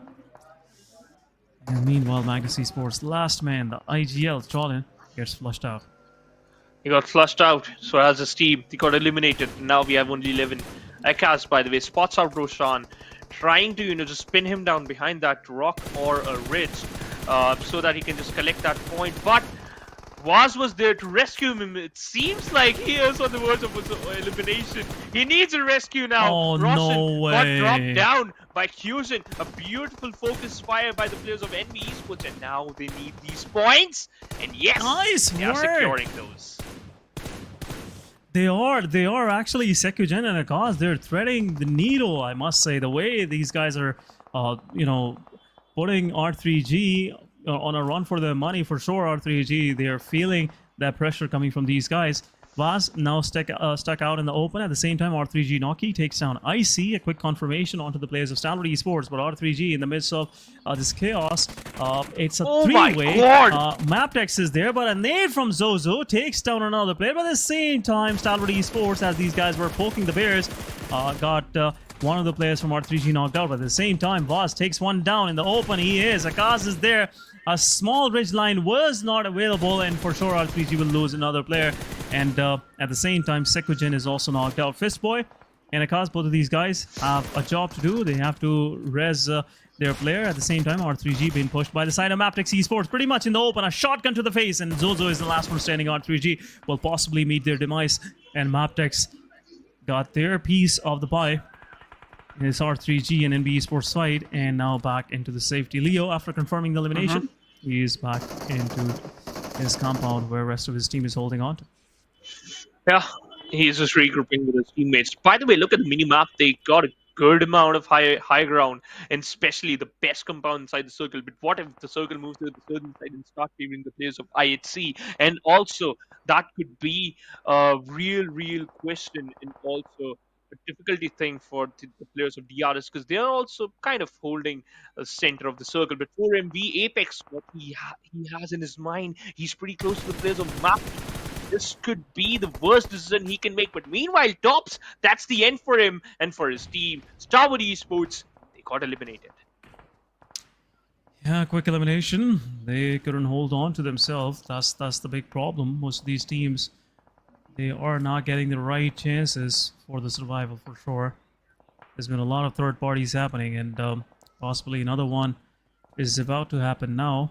R3G Zozo is somewhere close by, and NBeSports will be able to spot this player, as the guy will show his face or the horizon. Zozo might take some shots, but NBeSports, Sekujen and Akas, both of these guys are pushing forward. Mabetex have their attention on these guys as well. So this could again be a three-way fight happening, but in the kill feed, Aegon Exide, Pollock takes down IHC Godless. It goes in. No success yet. A flash grenade. Oh, wow. Will that be of any use? We'll see. But at the same time, IHC versus Aegon is happening. A back and forth happening between both of these teams. Aegon actually secured the knock, but it was team, I think so it was Team DRS who actually stole that finish from the players of Aegon XI8. So they're going to be a bit unhappy just because of that. But Aegon XI8, they instantly lost one of their player. Now it's DRS and Mabetex with the 4-man lineup, and also Leo Esports. After that, it's Aegon XI8, IHC, and NBeSports with the 3-man lineup. Mabetex Esports trying to put a lot of pressure onto the players of NBeSports. But Leo, that's not the way you should spray. Oh, so nice one, Sekujen. Final breathe from his side, and he takes an exit. So has his team from the lobby. 19, 26 players. The match is still on the edge. This match is still going to be very close. But I would love to see where this final circle will form. Yeah, we'll see at the same time. NBeSports losing one more player. SKYLIGHTZ Gaming, no fear. Another solo survivor. Just playing the spoiler for the guys of NBeSports. They are pretty much stuck. They are struck bad time. Mabetex up high. They're not letting them in even further, but at the same time, some third parties happening. But Mabetex, they have some more uninvited guests right next door for MV, Doc and Apex, as they are taking some chances onto the players of IHC. But in the kill feed, another knockout on the players of Aegon XI8. Aegon XI8, their elimination got scored as well. Uzum is out of the match, but once again, Leo with some sprays, and this guy is really throwing some my shots, God. and it's over. It's over. Jiro and No Fair just finishing things off for NBeSports. 9-spot finish with only 3 eliminations, so that's a 3-point. But 7-8 What? Divine! Oh my goodness, this guy is literally divine. What was that fight? Leo Esports, they never saw the daylight once they entered this cemented building. Oh No my way. god, 7E, this guy, divine. He gave all those shots, but you know, the kill confirmation went toward the teams close by. For sure, IHC picked few, and at Yep. the same time, DRS, they picked few, but looks like Divine, 7th element, still surviving. They have made it to top 7. Be an interesting point. Team 7 element. They're top 7. Right time. This is the right time to shine. Oh no, I8. All of this team in IQ Oh, is popping a thank lot God. of grenade, and that right down perfect. It's gonna be the perfect approach. They all IHC, they all him. Doc! Oh, nice my work. god, he got Nice eliminated, but Pollock from the backlines secures the knock and the elimination. IHC, they thought that they are going to secure some finishes, but they forgot that they are stepping right into the graveyard. Yeah, there were some landmines, and for sure, Follock was one of them. And IHC Alex couldn't survive further. Follock with some good, quick confirmations coming for his team, but at the same time, DRS, as they were trying to exit Mabetex Esports, they're making that red zone. But as they were trying to aggress further, Aegon Xide, IQ taking down Leo, but at the same time, Rules OG gets knocked out. DRS, they are feeling the wrath. Mabetex Esports, as they're trying to find their way in. Now DRS is left with just few of the players. 2 versus 1 it is. Rest of the Mabetex is over. Falak and DRS. Delta just confirming everything. Every moving player got flushed out. But now it's the 2 versus 1. The chances are pretty bright for DRS to win this one. Until or unless Wally comes out with a clutch. But Blue Zone is right on his back. A moment from now, the smoke's gonna dissipate. And for sure, if he will make any noise, Delta will confirm this elimination. no. And there Oh, you no. go! One more mistake, and it's a 1 versus 1 between Wally and Gyante. That's the worst thing. Gyante, he has to do something. He has to go big. But Volley already doing the Oh, way, perfect job. DRS. 8 elimination in total. He'll opt to smoke, and that's a fake. Will Gyante buy it? I didn't think so. He peeks, and he was unsuccessful in that spray. UMP, a fight between these SMGs, and 1v1. Gyante, eliminations. he lost his fall, and he lost his best teammate. He lost his teammate now, and now it seems like he's not happy. A grenade from the side of Wally. Oh my so god, it was almost close. perfect. It was just one more bit of perfection was needed, but Gyante will still survive. Wally taking his chances. He knows this is those final moments of the match where he can go for these clutch situations, but we'll see if there will be some third parties happening as well. Whoever will step out first will have the chances, but no more drop shots for Gyante. And it's over now. Falak just eyeing on the same location. This could be the chicken dinner, the most awaited moment. And as Wally steps out, jumps over the fence, it's over. That was his last jump God. recorded. And it's over. Top 2 team, 7th Element versus Aegon Xide. Once again, 7th Element made themselves into top 2. We'll see if Divine will be able to clutch this thing out. But nades are there. Aegon Xide and low HP player. He already got spotted out. Now Falak and IQ both know where exactly the player is, but Goku Bot might get flushed. Some more nades. Look at this strategy. They're not letting the player to step out. And 1 and 2, and it's over for Team 70. Aegon Xide with winner chicken dinner. 2-man chicken dinner. IQ and Falak once again making it happen for Aegon Xide. GG's, and this puts Aegon Xide onto the 3rd spot. 23 total points. Oh my god. What a perfect approach from this team at a beautiful chicken dinner.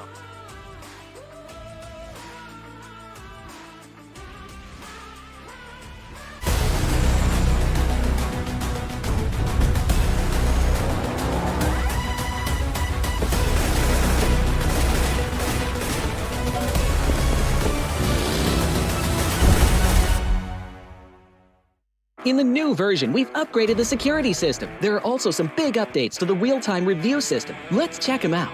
In this update, investigators can use the Eagle system to review suspicious players in real time during matches. Cheaters no longer have anywhere to hide as the investigators' vigilant eyes keep them at bay. If a player is caught violating the rules, investigators can report it in real time via the Eagle system.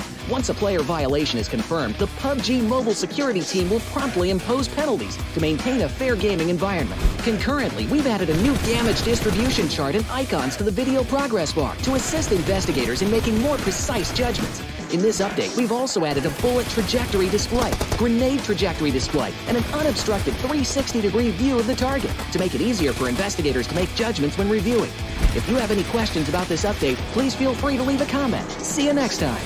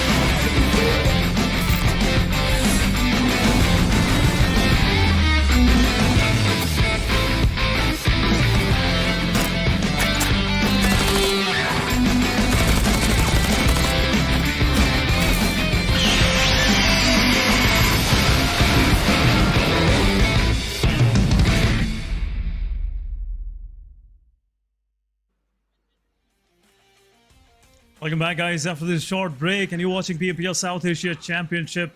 This is finals day 2. Host this session with me is Shivansh once again on the desk. Shivansh, an unexpected finish to the fight. DRS, they had everything in the back, and Wally just confirming those final 2, and also just spoiling everything for DRS. They had 12 eliminations, even though there were 5 teams still alive. Yeah, Wally was actually the great wall in front of the players of DRS, and they couldn't, just pass that wall. And quite unlucky, to be honest. And the way Wally handled that fight, it was beautiful. Taking those players one by one, that's the perfect approach. You should, opt in a fight, and that's how you should play a 1v2. But the best part was, other than the DRS incredible performance and the Wally clutch crushing their teams, the best part was 7th element. Once again, they made it into the top 2. How they're doing it, I don't know. They were in the 7th position before today's match, the first match, and it seems like now they are in the top 4, maybe in the top 5. Yeah, could be possibly so close to top 4. They managed to get at least, I believe, 8 to 10 points this match as well. We'll see once we'll have a quick look at the match rankings. But again, you're right. I'm still clueless as well. What they are doing and how they're managing their 2 or 3 players at least to make them survive till the final moments of the match. But MVP, a most awaited MVP, I must say, for all the fans back in Pakistan. Falak from Agonix side with 7 eliminations. This guy is not stopping for sure anytime soon. 864 damage, 4 knockouts, 2 assists, 27 minutes of survival, and a winner chicken dinner for his team as well. Nice work done. On point, always pretty responsive to his surroundings. Anything happening close by, for sure he will be there to participate. He's that social guy, Shivansh, I can surely tell you, and he likes to do third parties. But anyhow, nice work done once again by both of these players. Rules OG with 3 eliminations. Rest of the players in focus are DRS because they were on a prime location and they just farmed elimination points for themselves. Look at this. In this very picture, we have 11 eliminations for DRS. Then IQ with 5. For sure, some good work done by these guys. A match summary is mostly about Agonix side and DRS. To be honest, look at the damage those OG has. 1156, and I think so. He's just scored only 3 to 4 eliminations. So the amount of damage in this round is just humongous. But how many points got DRS got from this game? 16 in total, and 16, by 8. Total 23 because they got chicken in a beautiful ending. But 7-11 won the game. They're just winning my heart every single time. Getting 8 points per game is a good mark to actually talk. Yeah, for sure. Even though if you're not getting the chicken dinner, Yeah, you can go for it. You can strike somewhere lower, second position, third position. It will still work out for you because if you're making it to top 3, you will have a chance anytime soon in coming matches where you will get the chicken dinner, and this can go even further for you guys. But overall ranking it is, guys. We have NBeSports with 100 points mark, and right on their back is 4Miracle. The good thing for NBeSports is 4Miracle Vibes. They're also not performing as they were yesterday. So far, a 21 points lead. They're XIGHVOLTAGE. They're really closing in. And they're on 3rd spot now with this chicken dinner. SKYLIGHTZ on 4th. 5th it is for 7th element with 56 points. DRS on a good position now. They are really striking for the top 4 position. But on second page, some of these things have changed in these 2 matches. 52 Esports now are in double digit. Regicide are also in double digit with 16 points. Then we have Magnus really improving with 35 points, sitting on the 10th position. So we'll see how these improvements will lead Magnus Esports in the coming matches. I'd really want to see them on the first page. They are performing pretty nice. Look at the elimination points, 28 elimination points.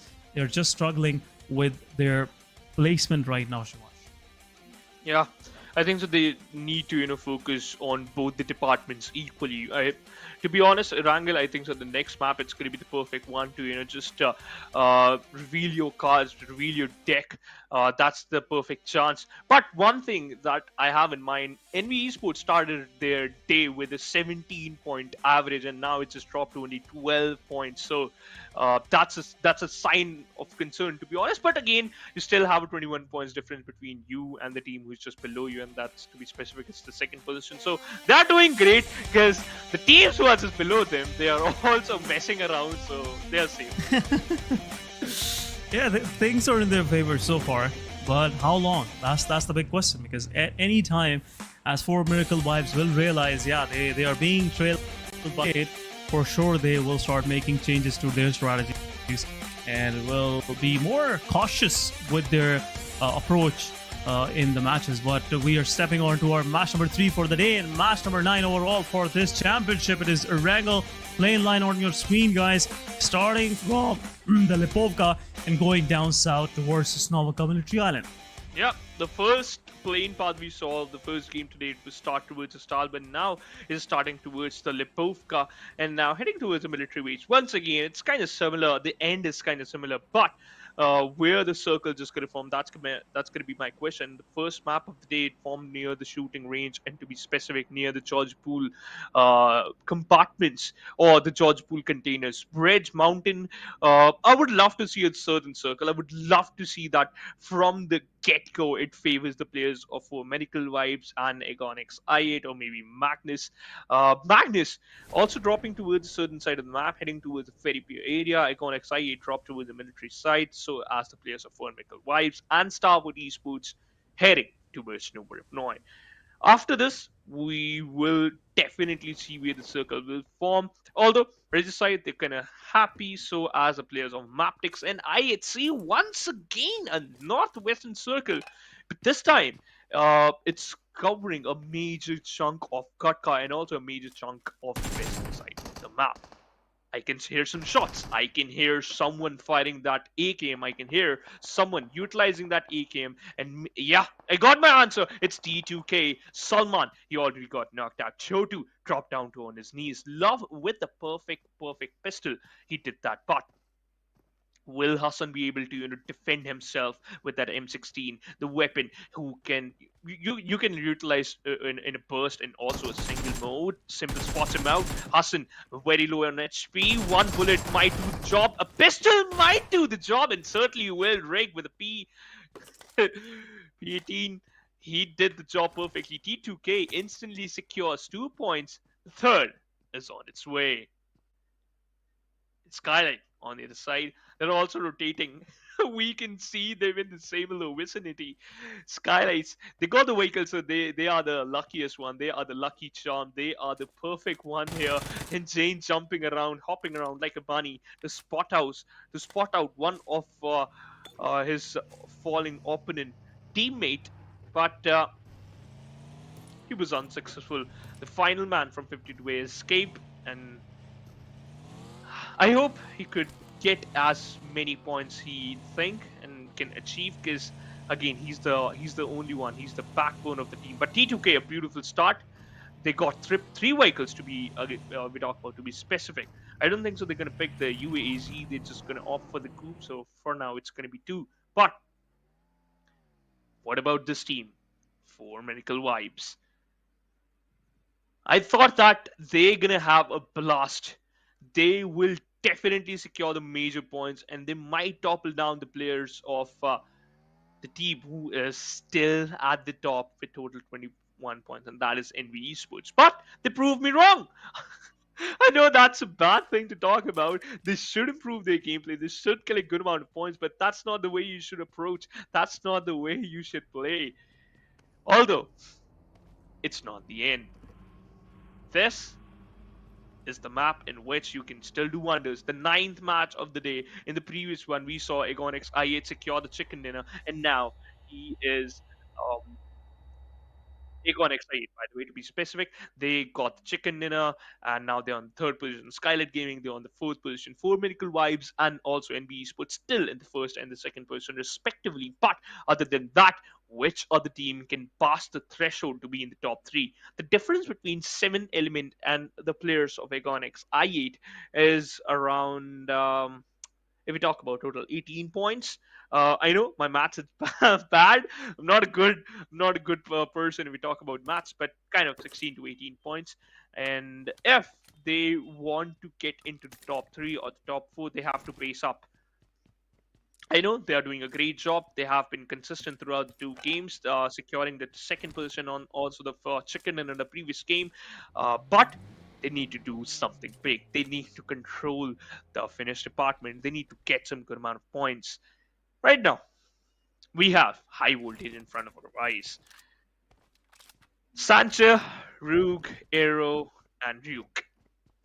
These 4 players with a dream in their mind thought that this championship is going to be the perfect one for them.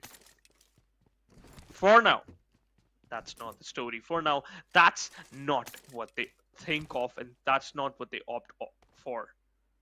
They're on the 12th position with only 33 points. That's a bummer to say, but 33 points, it's not enough. I know you're just 1 point far behind from the players of Leo Esports, 2 points far behind from Magnus, and also around 7 points behind from T2K. But do you think that's enough? Do you think that it will help you to be in the top 4? To be honest, no. You need to just buckle up yourself and get as many points you can get in the 1st or maybe the 2nd stage, or into the later stages of the game. It's a slow Erangel. It's a slow start of Erangel.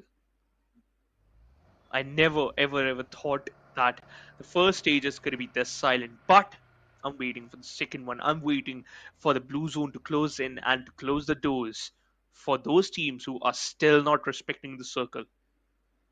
NBeSports playing on the edge. Stalwart Esports still need to make a move, so as for Medical Vibes. But I would love to see how IHC will utilize this positioning, because they have the best area of the safe zone.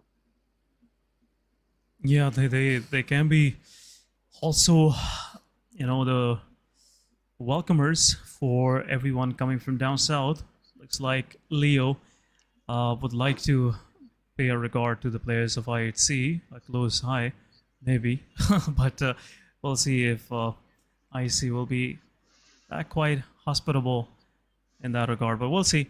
Right now, most of these teams trying to make a contention around the south of shooting range, and this can actually break into some skirmishes and some full-fledged fights happening between these teams. Look at R3G as they're moving through T2K. This could possibly be an exchange happening between both of these teams.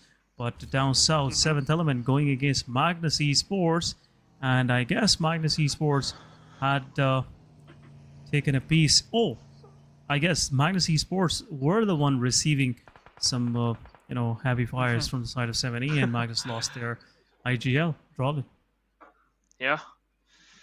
That's not a good sign. That's not a good news. Prolin is out. Faster Finisher and Zebian, they have all the pressure on their shoulders. But who got the finish? Maybe it's 7th element. But okay, listen, I have a question in my mind right now for you, and that is the Yeah. approach which seventh element just acquired and the way they are approaching to the game. Do you think that this will actually help them to climb the ladder the fastest amongst others to be in the top four? Right now, the only thing that I am just missing from the approach of Sept is that aggression that they showcased in PMPL Pakistan. Right now, the things that they are working on is their survival. They are trying to keep themselves at least in top 5 in every match, and that's where they are somewhat in a striking zone of the chicken dinner. And if you get lucky, just like the first match, for sure you will get the chicken dinner. So they are first of all placing them in a situation where they have a chance for a chicken dinner, and then they will go for the top 3 positions. But right now, there is more to this. I would say this mystery of seventh element. These guys are a pretty aggressive team, and I am just clueless why these guys are so passive right now. Just trying to find the right mixture. But there you go. One player from the front seat is down. High Voltage GC welcoming Leo with some fireworks. Some more to come as well, but some nades being thrown. A quick repositioning coming from the side of my Rogue, and God. this nade will hit on point. Leo Esports, they are dealing in damage right now. 2 of the players are down. Some more nades, and Rogue once again. Leo left with nothing. Is just final player surviving, and this will be a quick march in coming from the side of High Voltage GC. The push is there, and now no chance of clutching things out. It's over. And just in few seconds, if I can count it right, is in just 20 seconds, the whole team bites the dust. Rogue was the reason the team got eliminated, but DRS, they are here for a business. They are here for some free points. One of their teammate, Aero, he got knocked out, but just because of these trenches, they can easily revive him. But what was that, Leo Esports? That's not the way you should fight. That's not even a single way you should approach to a fight. When your man got knocked out, you should deploy some smokes. Where are the smokes? I agree with that point. The trenches are good enough. You have the vehicles, but just for precaution, right? I don't know what went wrong, but those grenades, even if they would have if they would have used those smokes, the grenades were so perfect. They were actually doomed when Rook just had those 3 grenades in the backpack, and wow, what a fight! But I am really so amazed, to be honest, Asen, because this is just the start of the blue zone, and we already saw one team got wiped out without even the charging team facing a single casualty. They are so good, they are so precise that they are just playing it like a casual game. They are, and right now Leo Esports, I'm pretty sure they were not expecting High Voltage DC to be there this quick, because this whole vicinity has been controlled by Leo Esports in the previous Erangel matches. And High Voltage DC, they really threw that curve ball toward these guys, and they totally got stumped for sure. And And now High Voltage DC have 4 of those good points in their backpack early on. This will be a possible momentum setter for these guys. And I'm really looking forward how High Voltage DC really gonna take care of these teams coming from the east side, especially IHC, T2K, Magnus Esports. They're trying to encroach in as well. And Aegon XI8 for sure, they will be giving some hard time to the players of High Voltage. But Rogue, those on-point nades are really making me question what else this guy has in his backpack for us. But there you go, 7th element. As they're trying to find a way inside the circle, they met Magnus Esports once again, fast and low on HP, and is it that point where Team 7th element is going for that same dip that they were playing in yesterday's Erangel? For sure, they did capture that dip for themselves, and we'll see how long they will be able to survive. But Magnus Esports, they were under immense amount of fire, and now they have to go heads-on against the players of Raw Officials. Faster, low on HP. Penny has to reposition. A nade just went over his head. Not a difficult one for him, but Magnus Esports, they have to be careful. They are pretty much cornered. Oh yeah, they certainly are. One good grenade and they might face the brunt. A grenade, I think so that was a rebound one. Prabeen also trying to get one opening. They just need that one catalyst, and that's going to be the grenade. One molly would have perfect. That's going to be the perfect approach. But Finny, I think so. His grenade might be the one. And Oh, yes, so close. look at that! It was so close. Malik received Another a one. hefty amount of damage, but he falls back. Finny once more. Oh my God! Oh, What? It nice was a one, close so approach. close. Finny, I don't know. The grenades are doing a great job, but the luck is not there. Not in their favor. Yeah, this is not in their favor. Magnus Esports now slowly and steadily closing in. Faster might be oblivion of this fact. Probin is sitting right outside the door. No knocks so far from Bobbin, but for sure his footstep will give somewhat an idea to the players at Magnus Esports. They are just charging in with the utility. A lot of utility being dumped. Look at the smoke trails.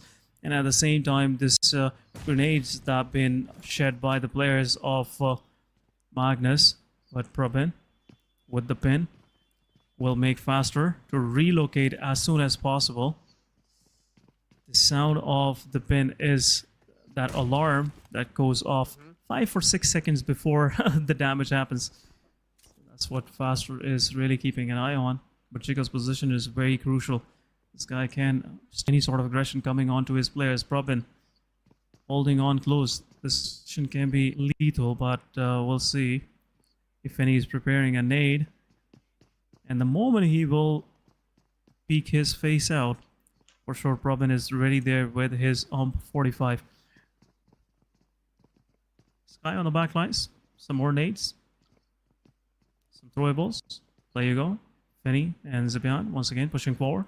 This could be a close fight, but we'll see. But Probin once again throwing the nade, but this time around Probin just couldn't hold it for that long. And he fires his shot. Also, at the same time, nade from Malik take down his own teammate. 2 of the players are down. What just happened? Now, this could be a realization where Magnus Esports would like to push, and Jiggle's position, as I was saying, is very crucial. He takes down one of the aggressors, but there you go. Magnus Esports, Fenny pushing forward. Malik's position is revealed, and Faster can be rezzed up, but at the same time, 52 Esports get out of the match. Malik is there. He has changed his position, but still, more revivals need to happen. Fenny has no idea where exactly the player is. He's gonna, throw some random nades, some smokes, and there you go. This will be a quick march in by this guy.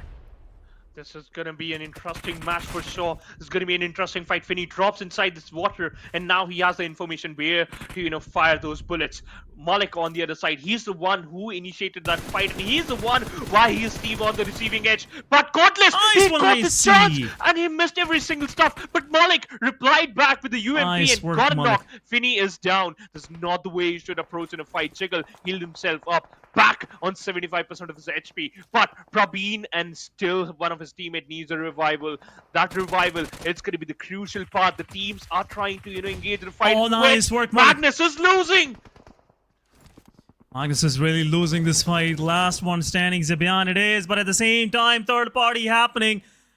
And Malik once again confirming, but that was R3G Vaz from that far. Did the third party, and it's over for Magnus Esports. But Raw officials, they are pretty hurt. Last one standing, last 2 standings for Raw official, Malik and Jiggle. The IGL and the Fragger, but IHC, they have closed in pretty quick. Now, Jiggle might be feeling a lot claustrophobic, I must say. Yeah. He is surrounded from every side. R3G, they have made their way to that squad house right outside the water town. It's a very good location for them, and if the circle will finish, for sure R3G will have some good numbers for themselves, some good elimination points. But Jiggle trying to relocate, reunite with his own teammate, but still is not taking any risk. In the kill feed, DRS Rules OG takes down I8 Fallock. At Aegon Excite is trying to march in from the western side of the circle. Oh, the approach, it's going to be difficult because high voltage PC is already there. Aegon Excite might face DRS2, but meanwhile NBeSports, they are facing the players of Stalwart Esports, and they are hungry, they are angry. They saw you, and they will definitely take you down. If you're talking about taking down, Killer right here, that's going to be a huge one because Aegon XI8, they found themselves on the receiving edge.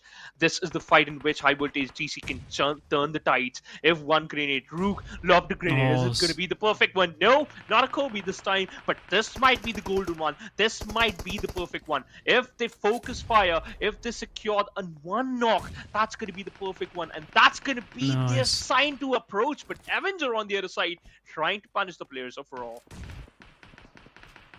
Yeah, Avenger also gets knocked out. At the same time, STE steps into the fight with 7th Element. High Voltage DC, they're not letting Aegon XI8 move even a single inch. IQ low on HP. Both of these guys have to heal themselves up. But some more utility going their way. This will be an uphill battle for these guys. 4 different angles to clear for Aegon XI8. First close, Rog is there. Then right on top of that shelter door, it is Arrow. And on top of everything, there is Sanchit and Ryo. Pollock slowly and steadily closing in. Some nades are being prepared. He's sitting inside the smoke. Blue zone is right on their back. The pressure is immense. Let's see how Aegon XI8 will conduct themselves. But High Voltage DC, now they have to push forward. Aegon XI8 Pollock with his DPS. Want to take this fight. Third party also there, but in the kill feed, Jiro with the nade takes down 2 players of NBeSports, and NBeSports is also on the verge of elimination. But a third party still happening. There you go, some push, and one of the players from High Voltage DC been the victim of the process, and confirmation will be there for sure. A third party still happening onto the players, and DRS is there, but IQ just throwing some warning shots. High Voltage DC have one of their players knocked out. Arrow on the back lines, but a quick prediction from my side, I am going with IHC. Oh, you're going with IHC? I'll go with DRS. They lost the previous chicken dinner. They will definitely get this one. But I think so. Aegon XI8, in the previous one, they were so strong. They're trying to replicate the same performance, but in the map of Erangel. The map changed, but the presence and the way of their taking fights and also their approach is same. Meanwhile, Demo, a vehicle explosion was there, and Mr. Boro is out. 0 elimination from the side of SKYLIGHTZ Gaming, and they faced the brand. They got eliminated. Essen. This is one of the most weirdest circles because it's an open circle, but it also provides you a lot of cover, shots. a lot of depth, a good amount of shots, but still missing the mark. Nice work done by Rig, but Blade right away answering back. But at the same time, High Voltage DC Sanchir, as they were the one dealing a lot of damage from the side of Aegon XI8. Now it's over. DRS and High Voltage, all of these guys just ganging up on these players. A quick confirmation, but T2K with the nades take down Sanchir. High Voltage left with the Ryo K 214. I don't know what 214 signifies, but at this moment he needs some survival skills. We'll see. This will be that helpline Sanchir is dialing right now. T2K closely marching in, trying to find some more intel onto the players of High Voltage. Quick revive coming in. Some more smokes will be deployed. T2K, they're still focused onto the players. Some more nades going in. Sanchir once again back on that slither of NHP, but DRS, they have closed in. And High Voltage is pretty much pinched out. A nade, a good throw coming from the side of the player. And another one following. Two or more. And another Molotov to just burn the ashes, the remaining ashes as well. Yeah. T2K just confirming good elimination. 8 total to their name. Just give them a soothing. Just burn their bodies and collect the points. 8 in total, T2K in their hands. They need to get inside the circle. Love! He needs some love. He needs some love from his teammates. He needed that revival. But will he able to get that? No rules denied that. Rules was like, he's the cruel man. He's the cruel man in the server. Showcasing his true side. Secures a knock. And now T2K falls down to only 3 players. Doesn't matter what Rick was doing. Does he opt for some style points? He's just running down his buggy in an open area. I don't know what he wants, but okay, that's a good approach. The only good factor about the circle is T2K has a good chunk of the circle. They have the good edge. They can easily try to collect a lot of information and also can pin down 2 teams at the same time, and that is 7 Element and also Stalwart Esports. But they gotta be careful of DRS, because if they found them in an open area, they might face them in the worst position. Rick spots IC, just trying to burst fire using his DP, but nothing found yet. Nerzed on the other side, still holding the angle, got his vehicle, and now they will move inside the circle. They're going for the safe approach, but this safe approach might take them down. the way 7th element is holding the creator, the holding dip is beautiful. But Alyan, he received a lot of damage. Icy might charge onto him, but Goku, this is your chance to shine. No, he will not. Oh. Still not that good of a connection coming from the side of 7th element, but they have some neighbors. We'll see if they are the nosy ones or you know, the silent ones. Some nades are being traded on both sides. Alyan also low on HP, but Goku bot with the utility takedown top ZZ. One more from the Divine will be another one for these guys, but nade goes in. No more success. Alyan is knocked out. At the same time, Icy with the nade takes one down. Goku bot is preparing one more, but in the kill feed, R3G going against. Oh my god, Team Raw officials and R3G is out. Raw official jiggle with the two pieces at the end, just confirming the final two standing, and R3G is out of the match. Raw officials still surviving. They will res up their players, but some shots from the side of T2K from the back lines take down Goku bot. 7th element T24 OP is already down. It's down to Alyan. Top ZZ is once again back on his feet. 4 versus 3 it is. IHC Godless on the other side takes down Malik from Raw. IHC just want to flush things out on the side of the players, but there you go. It's over. One more nade, one more on the point, and it's over. But at the same time, T2K, they pull up on the backs of Stalwart Esports. They are stuck in the same crater, the same ridge line that they were holding on to, and now top, he is not expecting Rick to be this close. We'll see how he will react to this fight, but T2K example lines. Jane, some shots are being dealt, and Rick slowly and steadily closing in. Some more smokes will be deployed, and for sure, Stalwart Esports will buy some time to res up action. This is going to be an interesting point. Tops needs to be careful. He lobbed a grenade and it was perfect. Rigged. His body got rigged. He falls apart, and now it all comes down to only one player, Jane. Jane is going to be the one. Jane is going to be the Marriott for his team. Will he be able to successful to destroy the approach of Stalwart? He lobbed one more grenade. AKM with the 40 bullets and 30 in the backpack. He has very less bullets, but good amount of hopes. Nirzade receives some amount of damage, but IHC unknowingly helping the players of T2K. IC falls, so as the hopes of Stalwart Esports. It all comes down to action and top. But they've raised the brunt. No way, T2K. They got eliminated. It's a top 3, DRS, IHC, and Stalwart. Stalwart Esports, still they have one task on hand. They have to res up one of their fallen comrade, but at the same time, IHC getting some third party as well. DRS, they want to participate. It's the final third party, I must say, guys. Only 3 teams surviving. Stalwart Esports, once again, 3-man up. 4 versus 3 versus 4 it is. 2 of the full-fledged squads might go against a fight, fighting against each other first. Then Stalwart Esports will have their turn. But Stalwart Esports slowly, steadily closing in. Rules OG might be prepared with the nade. His position is not revealed. A nade has been thrown. Icy pushing even further. A nade is prepared for Rules OG as well, as he has changed his position in a quick manner. But at the same time, IHC, they're trying to find some intel, trying to get some exact position onto the players of Stalwart Esports and DRS. Either way, whatever is moving, they're going to shoot. And IHC right now is in a better position. They have better map control, and they have pretty much cornered the whole lobby. Rest of the 7 players are on the corners, and these guys are in one side right now. Looking at the situation, there you go. IHC players, some shots being dealt. DRS ruled OG on the other side being the victim, and gets flushed out right away. 3 versus 3 versus 4 it is. And it's a 3 versus 3 versus 3. IHC also lost one of their players. It's equal. It's equal now. The ball is in the perfect situation. Whosoever fires it, whosoever spots out the main player, he can easily knock him out. Tops, he has a Molotov, he locked it, and that's his final piece of utility. He's got one more Molotov, but will he be able to use that? Will he get a chance to utilize that? That's going to be the question. 4 more seconds, and then we'll witness the stage 8. Whom this team will focus the circle, and which team will focus onto the edge. It seems like it's going to be IHC who got the advantage of the circle. Stalwart needs to move inside the circle. Action with the ghillie suit. He's moving in. He's the silent snake, and he secures a knock. Alex drops. Alex drops, but at the same time, with the nade, he takes down one of the players of Stalwart Esports. Stalwart Esports is back and forth happening between IHC. I don't know why is so silent in this situation. They could have been the third party, could have been the smaller action. He moves forward, takes down the second one.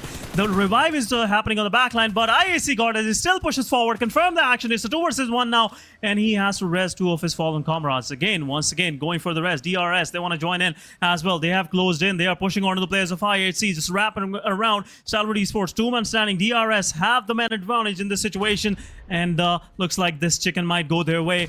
But a nade from the side of Gyante finish things off. For 2 of the knock players are over Gyante with some nice grenade work, utility work. But another one from Gyante will mark an end to the players of IHC. It's a 3 versus 2 now. DRS so close to getting the chicken dinner for themselves. A nade, another one. Gyante just lodging one, leaving IC on a slither of an HP. And it's so getting close. DRS, they can smell the chicken dinner for themselves. 2 versus 3 it is. They have realized they have the total control and the circle as well. But what is DRS Gyante even trying to do? He is going for the map control. This is not the right time. You have to keep pressing. You have to keep exerting more pressure onto the players of Stalwart Esports. So they start crumbling under it. Stalwart, 2-man standing, still repositioning themselves. This is not the right place to be. One good grenade can mark things off for STE. Yeah, one good grenade, one perfect throwable tops. It seems like they don't even have good amount of health utilities. Look at that, IC still dropped down to only 50% of his HP. He's applying some bandages. He's boosted himself up, but is it enough? Gyante with a spray. Ace 32 wasn't the perfect weapon. He's so close to knock him down, but tops, he is still alive. He is still there. But you know what? What they are doing? They're playing around the circle. They're waiting. They're going for the waiting game. Oh, blue zone, blue zone. And it was a stun, but the blue zone is your main enemy, and it's a crucial one. Oh, it's over. DRS. That's what we're talking about. Pressure. That was much needed, and DRS winning the chicken dinner at last. For sure, this will mark a comeback for DRS today, and they are now on 4th spot with these 20 points as well in their overall tally. Nice work done by these guys, especially all, all the show spotlight goes to Gyante with those utilities.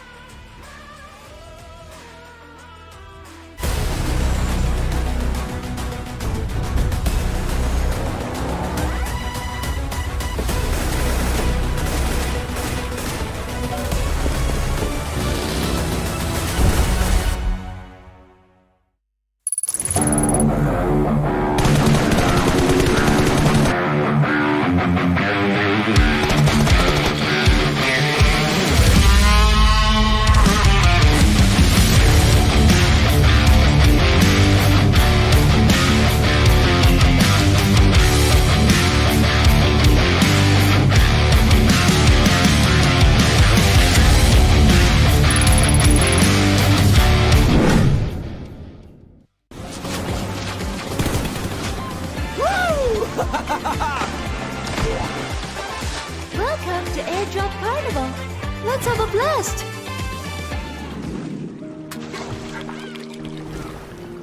This is for you.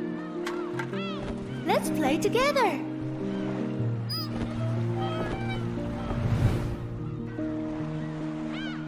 Let's take a break.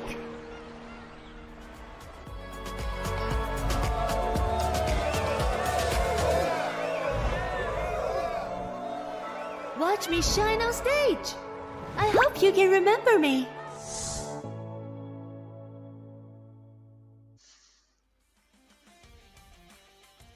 Welcome back, guys, after the short break, and a slight adjustment I have to make just to fit in, but this is your host, Tessel. With me is Phoenix.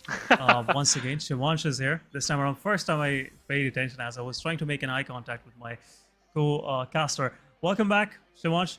DRS it is. You predicted right, and what a fight by DRS against Stalwart Esports and IC.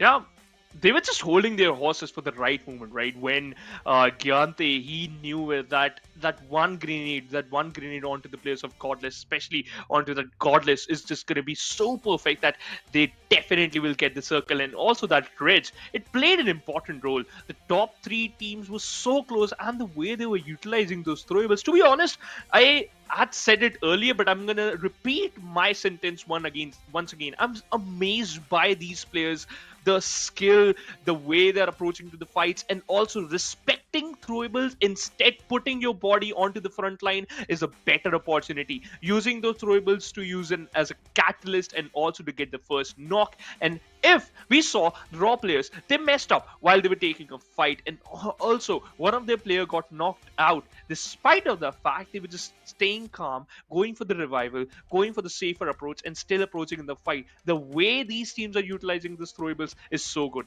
The championship, especially the South Asian region, it's getting so good. I am happy. Yeah, right now, South Asian teams are, I would say, one heck of a force to reckon with. And global teams should be preparing for these guys. Exactly. These guys are, introducing new metas, and there's utility use, and especially playing on the sound cues without even showing your face to the battle. This is really lethal. You pointed out a great point, I must say, Shivansh, here, because in recent time, it's all about just confirming eliminations with the utility. No one is risking their lives, going in a 1v1 battle. Back in the days, it was all about taking fights with your guns blazing, but this time around, utility is doing the damage, and those on-point nades, on-point utility is really paying the dividend. But players in focus, we have Top ZZ with 4 eliminations, for sure. He did a great job. Action with 3 for Stalwart Esports, but Godless and Jane, they did wonder works for their teams as well, respectively. But match summary, it is quite dispersed between top 3 teams: Stalwart Esports, DRS, and IHC. Highest elimination goes to Gyante, and I can surely tell 3 of them were with the utilities. And Top ZZ with the highest damage. This guy was taking a lot of fight, especially that fight against 7th Element and T2K. They really struggled, and at the same time, they came out of that pretty much unfazed. But looking at match ranking, we have 20 points for DRS. Really a good comeback from these guys. Now are on 4th position overall. Stalwart Esports with 15, a consistent one for them as well. T2K with 13, IHC with 12, Raw with 8, DC with 6, Mabetex with 5, NBeSports with 3. 7th Element, not a good match for them, but overall, anything is welcomed by these guys. 3 points to their name as well. Aegon with 2, Magnus with 2, Regicide with 2, 52 with 0, 4MB with 0, Leo with 0, and SKYLIGHTZ Gaming with no points to their name as well. So this match been mostly high fragging for teams in top 6 or top 7, I would say. Rest of the teams couldn't even get much of the eliminations. To be honest, it was a weird circle to control. You have a lot of bridges, you have a lot of weird and empty space to take control of. And in that, I think so, the best team was 7th Element. They were literally just thrown down in a creator and a dip, and they were just chilling. But at the end, one team were like, you know what? Not for so long. Stalwart Esports say no of their plan. But next, it's going to be one of my favorite map, and that's going to be Sanhok. I am excited because one thing, and that is, these teams were so aggressive on Erangel. These teams were so fearless on Miramar. How are they going to perform in Sanhok? That's the first question that comes in my mind. Sanhok is really a treat for all of the fans out there, and I must say I've been really enjoying Sanhok. Yesterday, Sanhok was a total unexpected finish by High Voltage DC.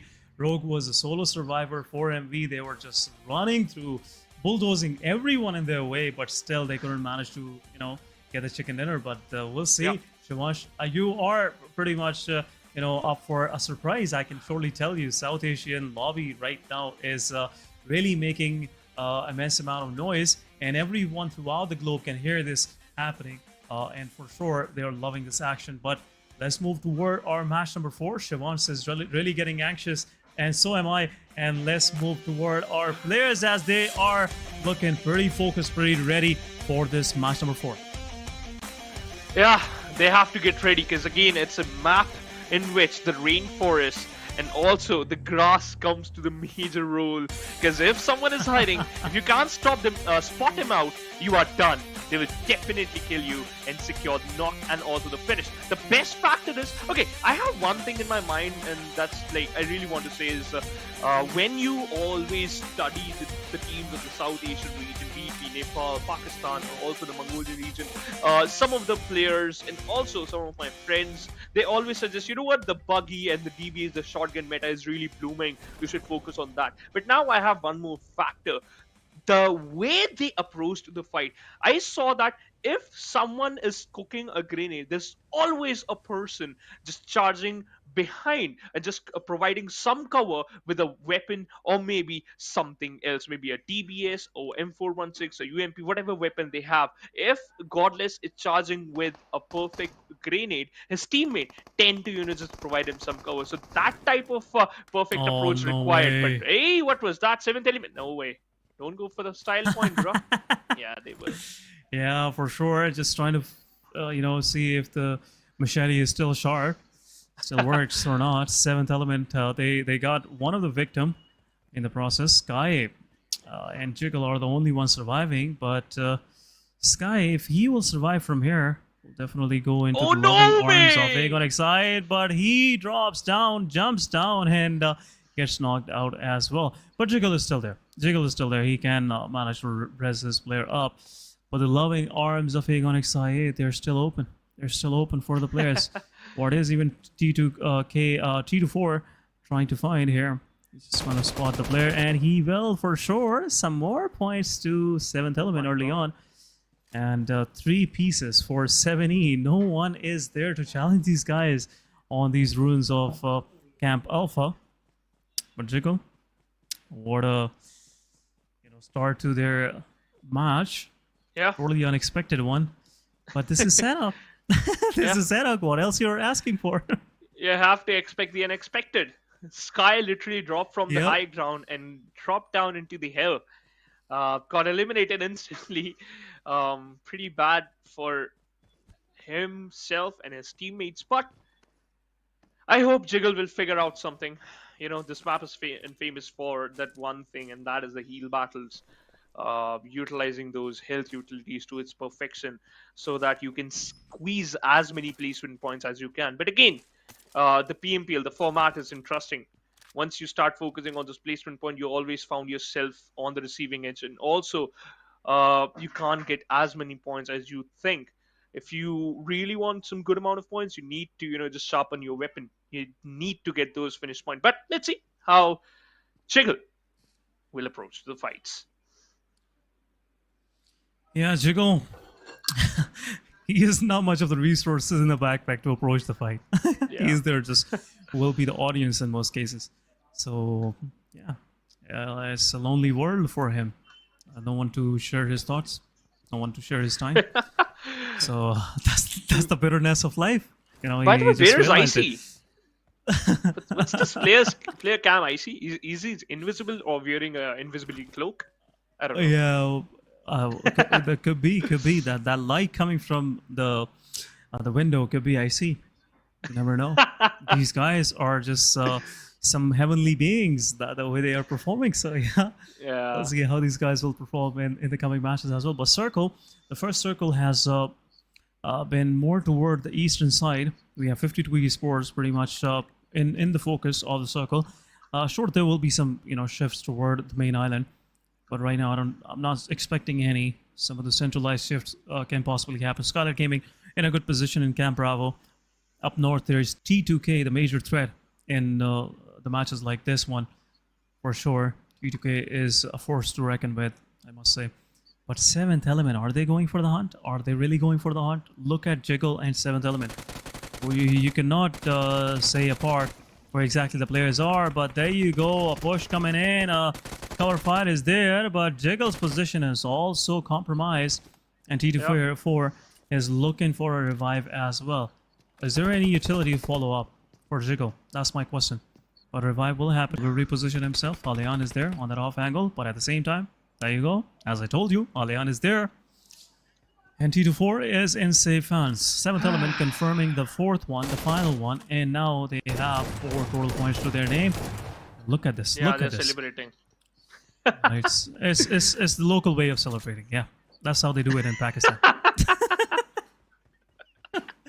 Oh my god, yeah. Racist. I can say that. Javash, I can say that. I have the liberty to say that. Hey, Come on. You have the green card to say it, but yeah. Hey, I'm just dodging those bullets, Just yes. keeping That was a close one. Yeah. But it was a close one for Raw too, but they found themselves right at the end. Oh, unfortunate. Unfortunate. Raw officials. Yeah, they have plenty of time now to prepare for the next 2 matches. Yeah, that's what I can say with utmost amount of surety. But we'll see how things will progress for them. Right now, they're not that bad in overall ranking. There's still 2 more days to go. They can really make a comeback. But DRS today, first 3 matches, they managed to keep themselves in some good numbers. In Miramar, they got 16 points. Chicken dinner in Erangel, first match, not a bad one, I must say. They confirmed some eliminations. Yeah, they had a bad raw officials, but they had 3-4 points. So overall, if we do the calculation, they are averaging out around 12 to 13 points so far in these 3 matches. We'll see how they'll perform in this one. DRS is pretty good in Sanhok, but 52 Esports, they're not expecting the players of Mabetex to be this close. And now, 52 Esports making some risky moves, so we'll see if they are prepared to go into a full-fledged fight. Look at Valut. This team. Walud, he's thrown down. He's trying to collect information, and also he just placed his players, his teammates, to the perfect position. But he's there to provide some cover fire. He's there to just take care of their backs. But the problem is 52 Esports. They need to get the upper hand in any fight. It doesn't matter if you engage in a late fight or an early fight. You need to get the upper hand. From the past 3 matches, you are always finding yourself on the receiving edge. You always, get eliminated. You always gets the bitter taste of the fights. But this is the time in which you can just rethink. Mabetex, they're pushing what? Desert? You have to wait for the main course, bro. That's the starters. For sure. A day ago I made this joke and Shadow was like, "Oh my what are god, you talking about?" And I was like, "Yeah, dessert is first. Oh, yeah. Dessert is first. There are no appetizer, no main course, and dessert is the first one pushing onto the players of 52 Esports." He just escaped that utility from an inch, but Mabetex is there.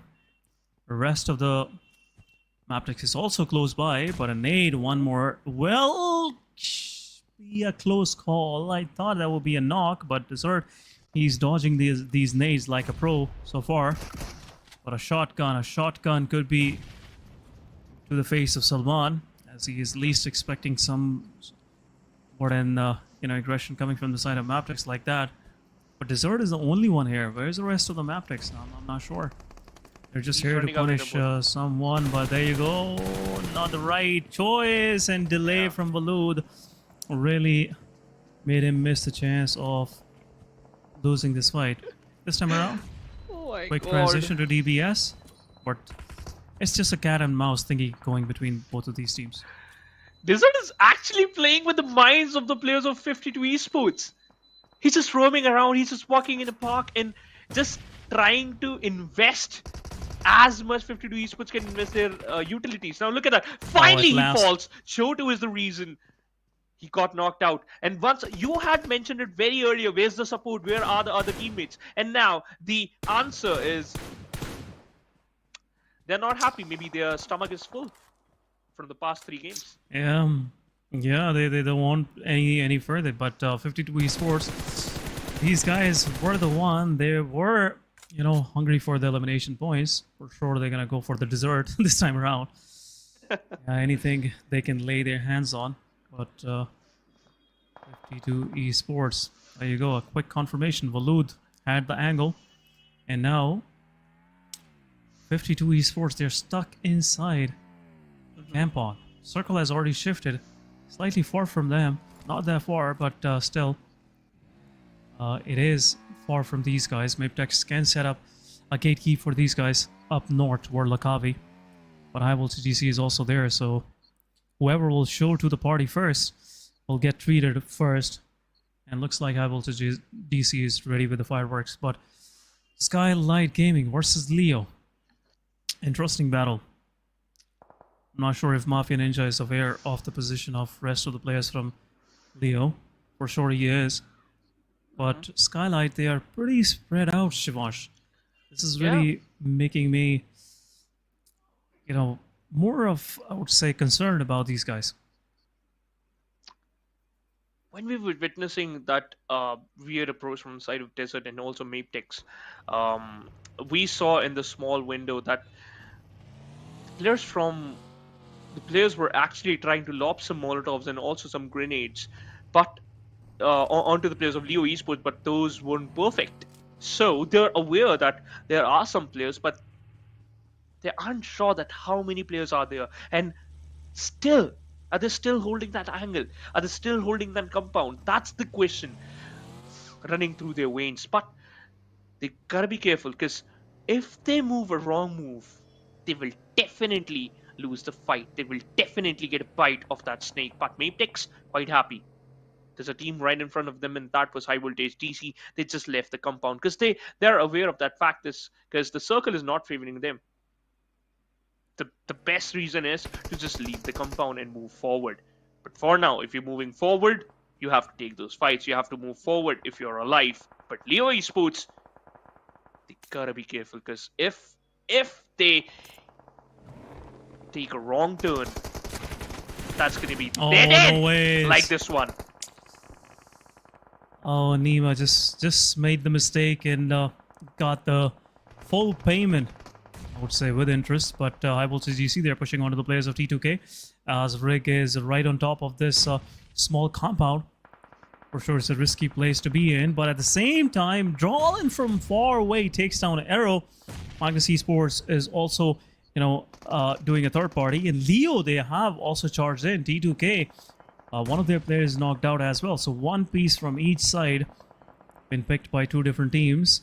But Rig, with the utility, actually finish things off. A nade will go in, it will bounce off the doorway, but still not much of the damage. High Voltage DC, two of the players are out. Jane is pretty much in the open, so it will be a risky revive for the players of T2K. But at the same time, High Voltage DC, they're just cutting the whole noise, not letting Rig know where exactly the players are. Oh no! Oh, you can spot him. He spots out the torso, Oh, and now he's done. Yeah, he's just gonna give his graveyard right there, Ryuk! Oh my god, he wasn't careful, the Molotov! He's just gonna burn him alive, and yes! Nice. They burn him alive! Rig the whole plan of High Voltage DC, and now the DC from the server. Yeah, they're pretty much DC'd. It's over for them, but Mabetex Esports, right now, they're pushing onto the players of Leo, as they were taking the fight against SKYLIGHTZ Gaming. Leo's versus Leo OP. Slipknot with the shot right on the face as the guy was prodding down. Not the right place to lay down. Actually, it was the shade. Slipknot didn't like that. But Mabetex left with only two players.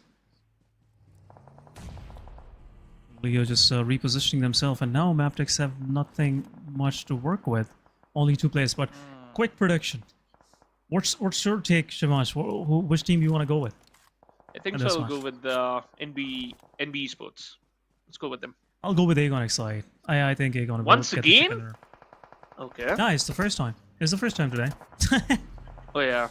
First time Oh, today. yes. Aegon Excite for the first time. Aegon Yes. Excite for the first. But DRS. Meanwhile, two of the players are knocked out for MV at the same time, going against the players of SKYLIGHTZ Gaming. There's back and forth happening between both of these teams, but DRS, the knocked players, get confirmed right away. At the same time, Magnus Esports going against the players of 52. Choto gets knocked out, but Luth is also bleeding out. Zibian also knocks out as well. A Molotov goes in, and Hassan is on fire, literally, but Magnus Finney just putting an end to his misery. And last one is Salman. Will be able to do some debunk action? Not anytime soon. It's over. Magnus Esports confirming all 4 eliminations to their name. Magnus Esports just ran over Salman, especially Drawlin. Secure the knock and just getting the points as much as they can. But 300 meters away, this is the stage 4. The damage is going to be quite efficient, so you got to be nullify that with the good amount of boosters. You should use those first aid kits and also the boosters. But Doke, he has nothing. He literally has nothing. Nice. I think so. He just has some bandages and a courage to move forward. But this grenade, will it be perfect? He lobbed it, Inside the compound, Gyanthe, hey man, you gotta be careful. He's on very low HP. Doke, he falls. And so has Gyanthe. Oh, at the same time, takes Gyanthe with himself. What is going on? And these guys are not caring for their lives. They're going for the plays.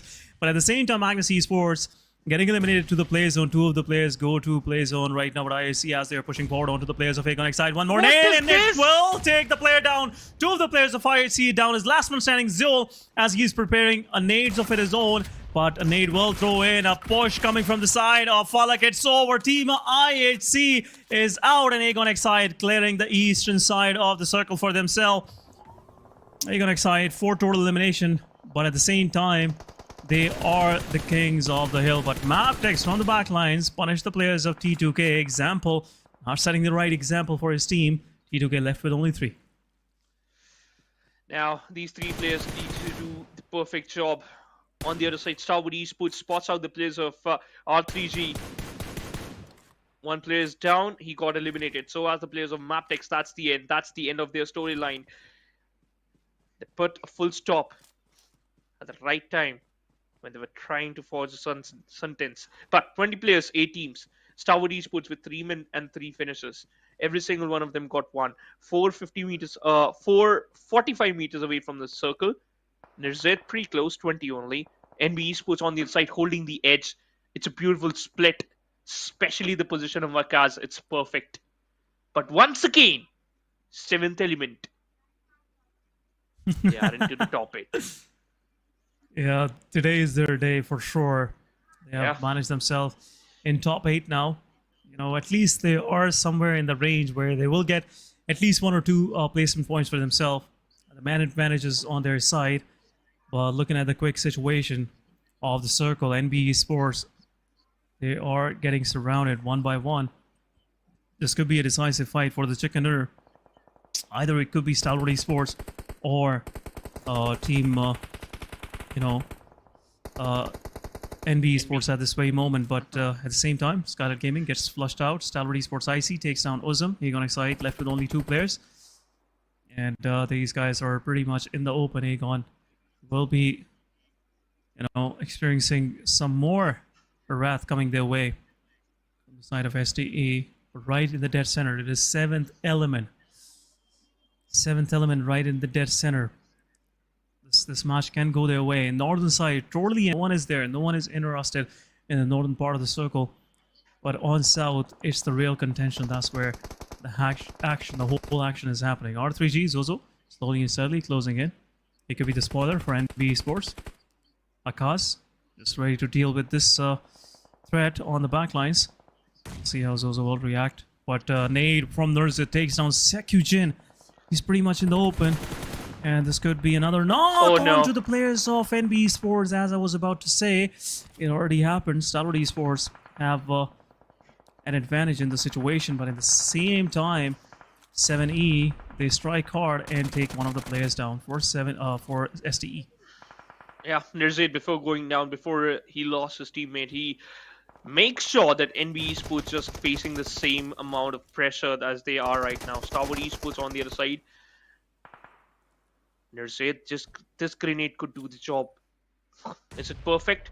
Oh my god, it's almost perfect. But the reply, Mandon with a beautiful Molotov, but it's a bit short. Nice Not going to be the case for Nurzit. He secures a knock and tops confirm it. A beautiful synchronization play. Zozo with a backup plan and a DBS burst onto the face of the players of NBeSports. And now it's only 1 player, Regicide, still fighting. They're still surviving. Or did I spoke too soon? Yes, I did. NBeSports, they're about to bite the dust as well. NBeSports getting eliminated on 5th spot with only 2 elimination. It's down to top 4 teams now. Stalwart Esports left with only top ZZ. He could be the victim of a 7th element aggression, as they're just waiting for anyone to show their face from the horizon for sure. These boulders will serve as a cover, but shots are being shot. Love just showing some immense amount of love that top couldn't manage to digest, I must say. But it's over. 14 eliminations for T2K. They're right on top of everything, but 7th element, or they Will they be able to, sorry for my grammar, will they be able to just take this chicken dinner for themselves, as they are the only one with 4 players up. The whole squad is there. T2K, as they have 14 eliminations in their backpack, might go for some more aggressive plays. The last one for MV Baron, as he is trying to do an heal battle. We'll see how long he'll be managed to do so. But he has made his team to top 3. His job is already done pretty much in this match. The final fight between T2K and oh, it was so close. He was so close. Final fight, T2K in 7th Element. It's a 4v3. Technically, on paper, it should favor the players of 7th Element. As you mentioned it earlier, this is their day. This is their time. This is their time to shine. Will they be able to do that? Will they be able to get the right element for their experiment? And the experiment is to get the chicken dinner. To make the spiciest chicken dinner, in which T2K will burn their life. And also, if they want to taste it, they have to just do some better stuff. Love on the other side has a buggy, might regroup with the teammates. Hey, he's just roaming around, trying to collect as much information as he can. But the twist is, there's only one player inside the circle from 7th Element. What? 3 of the players are outside. That's a bad thing. But hey, T2-4, he has something else in his mind. He's regrouping. He's moving towards the goal. Or maybe up forward. No way. That's a bait. And it's not a good one. Yeah, but T2-4's position is pretty much revealed. A nade will go his way, but he will just dodge it from an inch. But T2-4 nades hits Love. And Alian also gets knocked out in the process. It's 3 versus 2 now. T2-4 just healing himself up. And this will be a full-fledged fight pushing their way.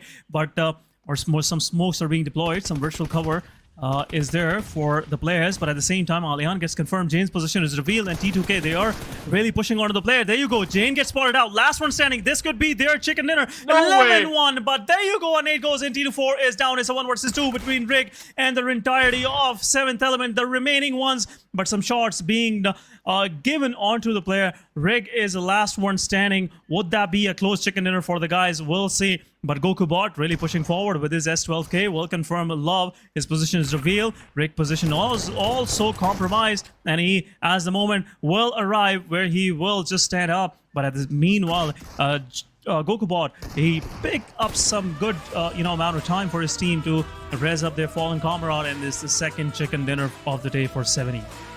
Oh my god, 7th element actually getting the right element, right mixture. And the experiment is successful. They are in the top 3, ladies and gentlemen. 2055 damage, 13 elimination, total 23 points. A beautiful, beautiful game for them. Nice work. Sanhok. I think so. They just need one thing, and that was the confidence. They got it from the start, and now that confidence converted into a perfect game.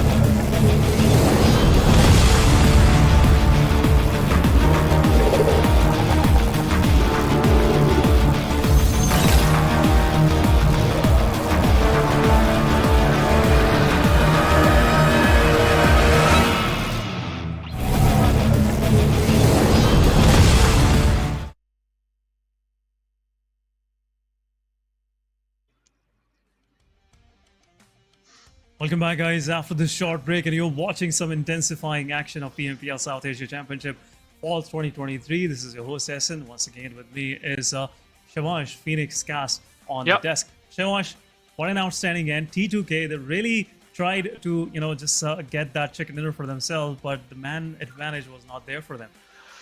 Again, to be honest, one thing, and that is 7th element has one thing other than T2K, and that is that man advantage. That man advantage playing the most important role, and also the main role. Apologies for that, because you saw that, right? 7th element knew it, that if they're gonna play on the trade game, they will definitely have an upper advantage till the end, and they did it till the end. They did it, and some good eliminations coming from the side of T2 for OP. 8 eliminations, highest so far for any player today individually, so really did a great job there.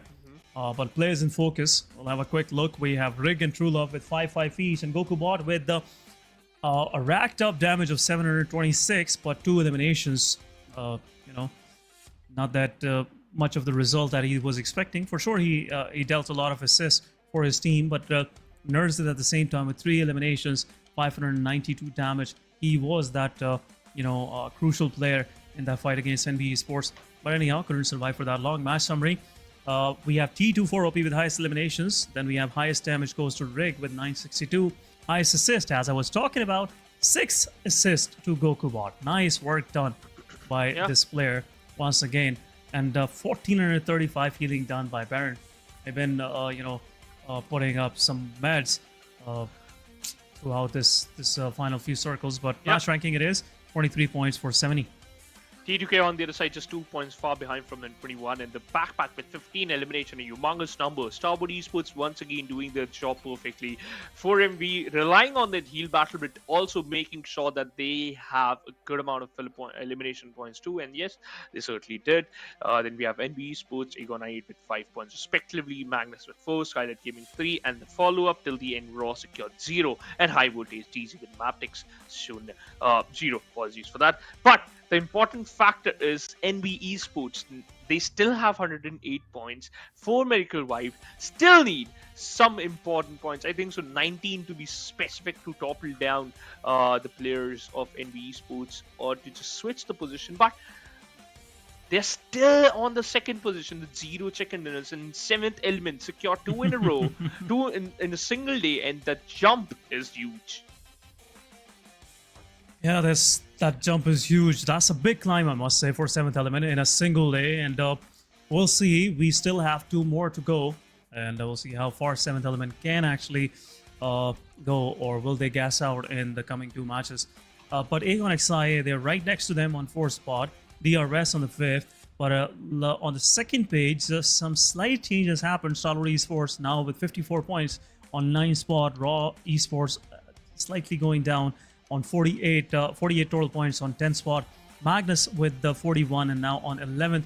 They're really struggling with the placement points. They're not, getting some lengthy matches for themselves. But elimination points, they're pretty much on point. 34 total points for them, 41 overall. But High Voltage, Mabetex, Leo Esports, they're sitting right next to Magnus. Regicide also trying to, come back into the competition, but still they need some more good matches for themselves. But 2 chicken dinner to 7E, 2 more matches to go. 2 more matches to go. One of them it's going to be Miramar, and the final it's going to be Erangel. 7E Sports got a chicken dinner in the Miramar. They just secured 1 in Sanhok. So it means you have to complete the sequence, you have to complete the cycle. You should get 1 in Miramar too. Yes, Erangel also, 1 is Sanhok. Let's see if the 3rd one, if they are just, copying from the script of NBeSports, definitely should come in the final match. Or, as you said, complete the sequence to win the prize. This could be the next one as well for them. A good chance is there. The momentum is on their side so far. Yeah. They are fragging out. Also, at the same time, they're surviving. So everything is in place.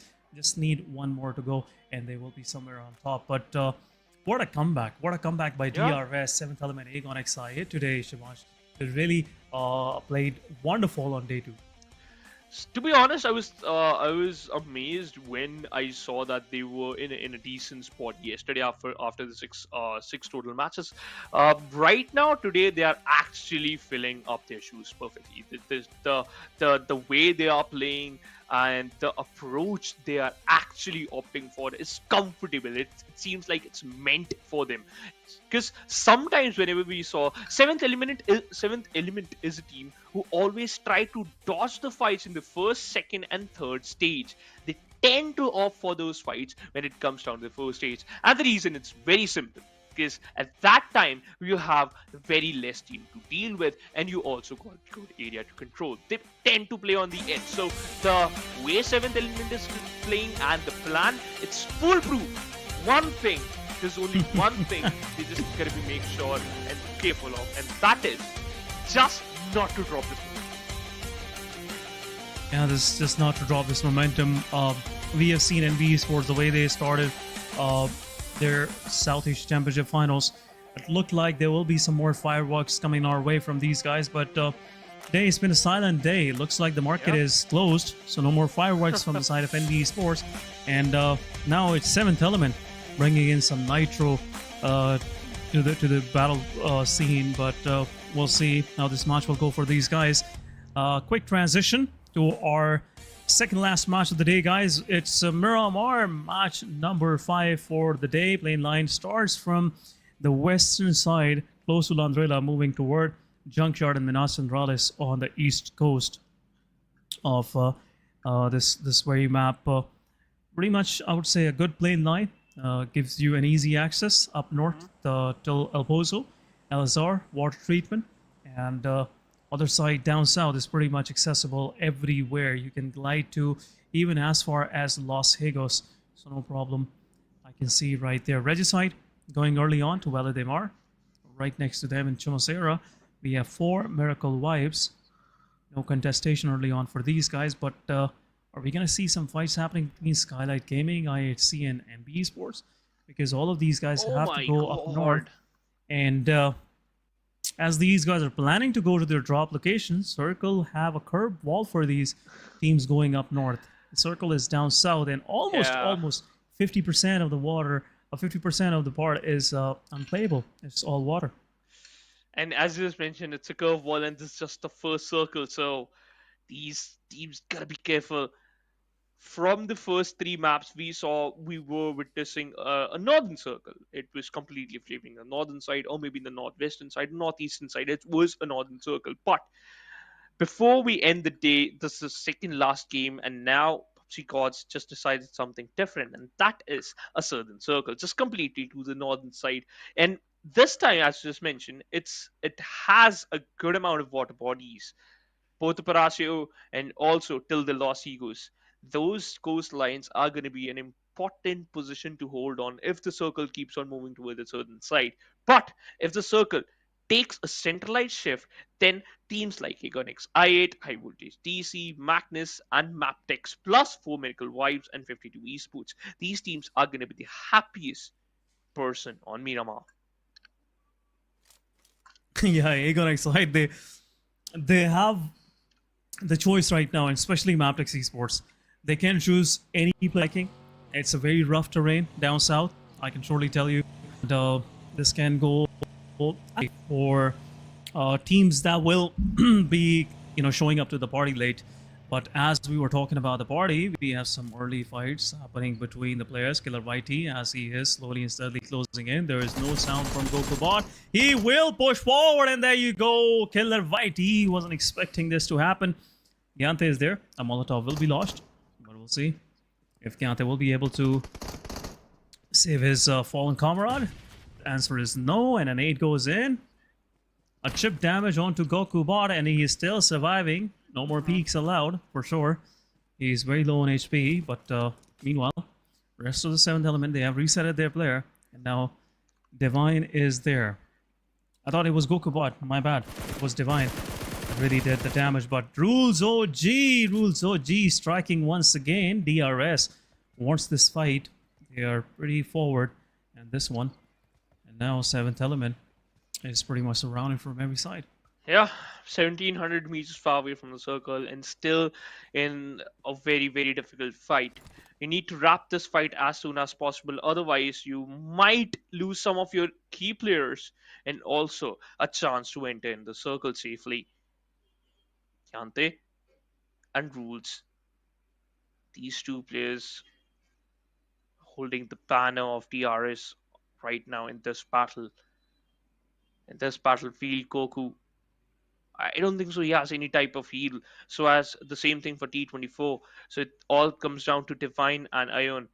These two players needs to just make sure that everything went perfect. Everything, the way they imagine this fight should worked out in their favor. If DRS trying to pull out an Uno reverse, you should be prepared with one from yourself, one from your side. Beautiful. This is what happens. Watch, this is what happens when you have some early fights. No healing available for the players 7E. Just have to play on the back of each other's just to make sure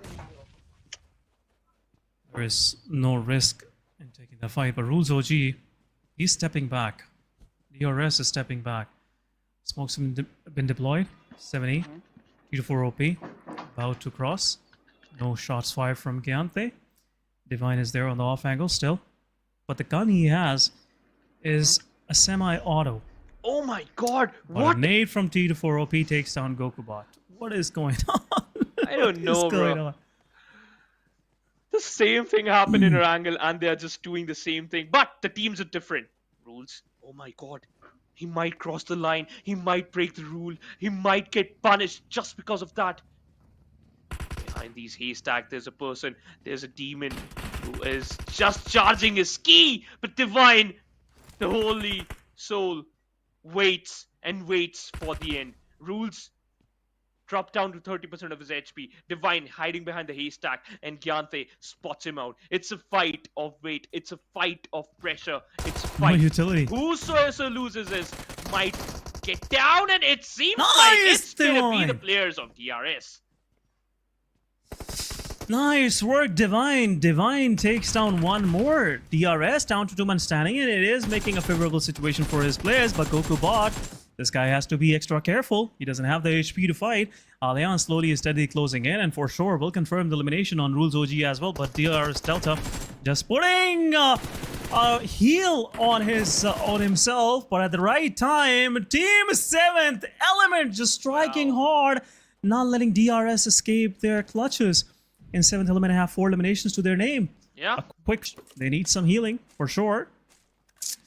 And once they are done with that, they have the vehicles to their disposal as well. So quick delivery from DRS.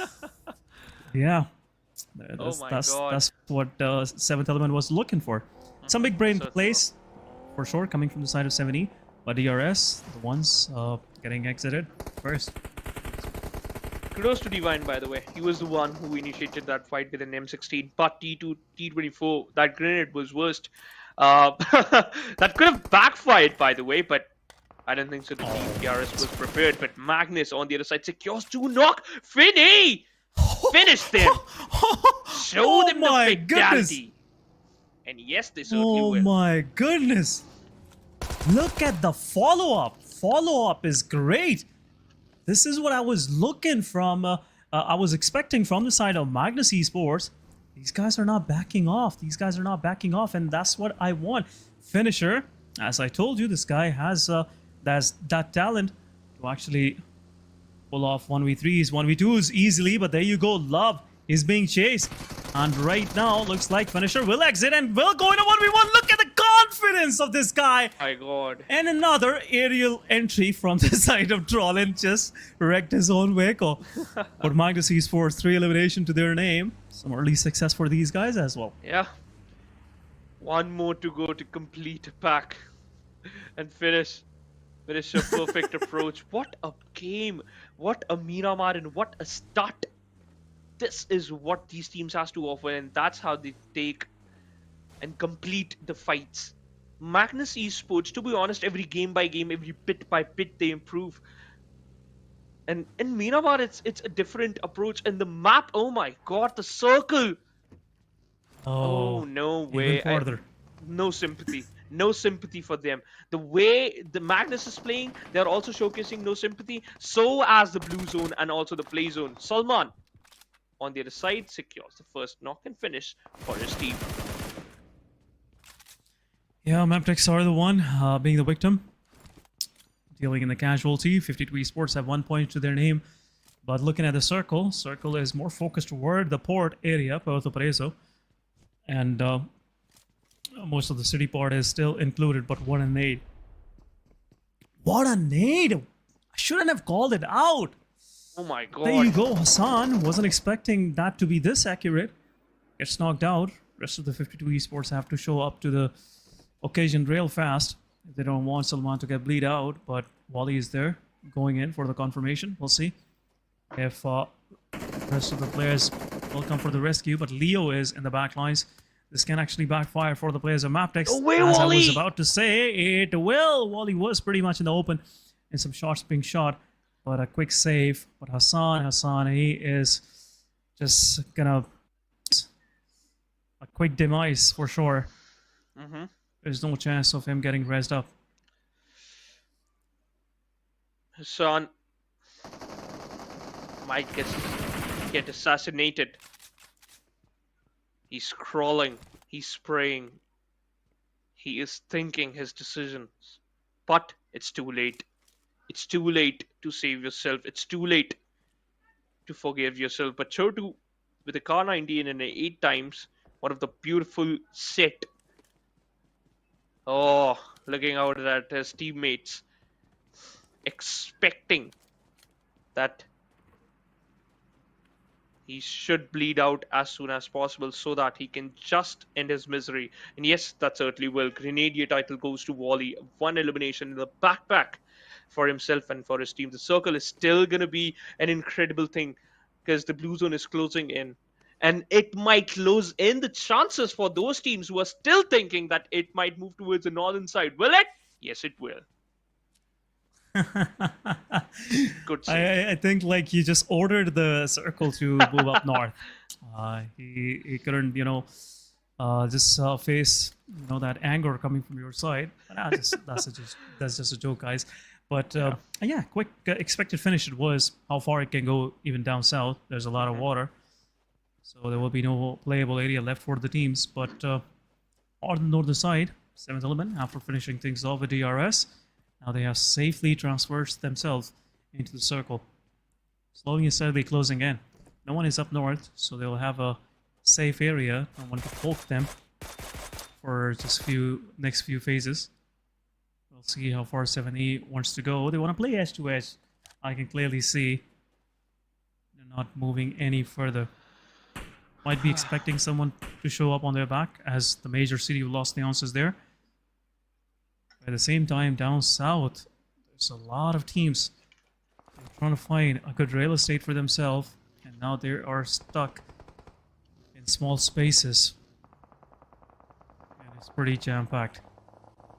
Raw officials, a good compound to their name, but it's a risky one. They won't be able to exit. That's my thought. We'll see how Raw official will conduct themselves, but at the same time, going down south was not a good idea. It's getting pretty hot here. It certainly is, but I think so. The reason is this Molotov. That's why it's hot. And Apex, he's burning. He summoned himself in the fire. He thought that he's the Phoenix. But hey, I'm here. But Formidable vibes on the other side. Still trying to, just win this fight.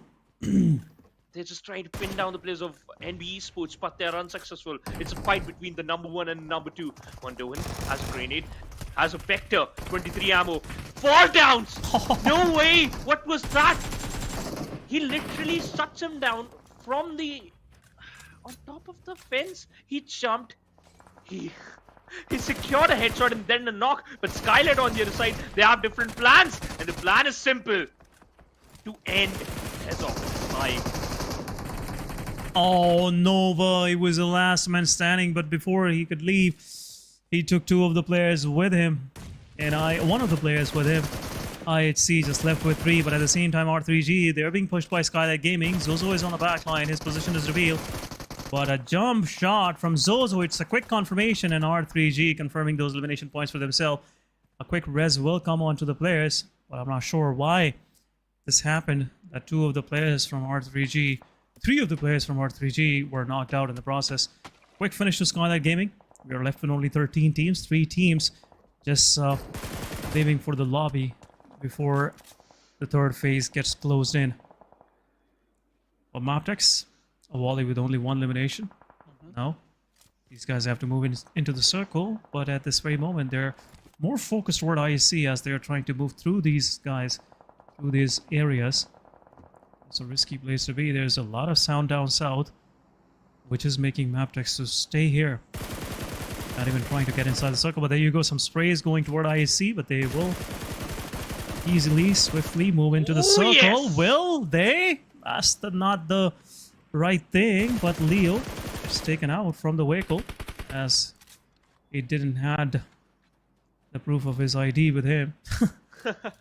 Well, no more right for you. That's what Mabetex said, but right away IHC, they're trying to find a way inside the circle, and they will do so. Yeah. Right close to the coal mine. Oh, a good space, a good area to hold on, but not for so long. Anything can happen. Anytime you can get into a fight. But if you make a right choice, you will get the better out of it. Just like Action did. He secures a airdrop. He will definitely get a level 3 kit from that. But what weapon does he has? Does he has an MG3 or a different weapon? But for now, it doesn't matter what body he had. He is on the receiving end. Stalwart Esports trying to shut down the players of Mabetex. Regicide on the other side trying to pin down the players of 4MV. Oh, no way. My god, it's a no reverse. And it hits so hard that it all comes down to only one player. Vaz. Oh, too much damage. Too much damage on Vaz. 4MV, they want to aggress further, and there you go. There was that angle on Baron, and a quick fountain emerging from the crate. Being takes slightly cool down for the players of 4 Miracle Wives, but these guys are not stopping anytime soon. 6 total eliminations, Yeah. and a quick stuck of Murado into the ridgeline. But anyhow, 4MV, good work done. A good team effort from these guys. Our circle has shifted even south. There you go, Stalwart Esports going against 52 Esports. 4 versus 3 it is. 52 already lost 2 of their players. But this is not the right battle to choose to take, I must say. Stalwart Esports and 52, both of these guys have to get inside the circle. And fighting outside the play area really attract a lot of attention from surrounding. Every single move they can hear you. What I've decided. Yep. So now this is going to be an interesting thing, but if we talk about the quick predictions, I just got one right. I think so. My gut feeling is saying that this game it's going to be for Stalwart Esports. What about you, Hassan? Stalwart Esports. I'm going with the team with the momentum. Let's go with 7th Element. I want to see them getting the chicken dinner. Okay. But right now, as you're talking about gut feeling, it looks like the empty gut is really doing his job. Giving you some good predictions.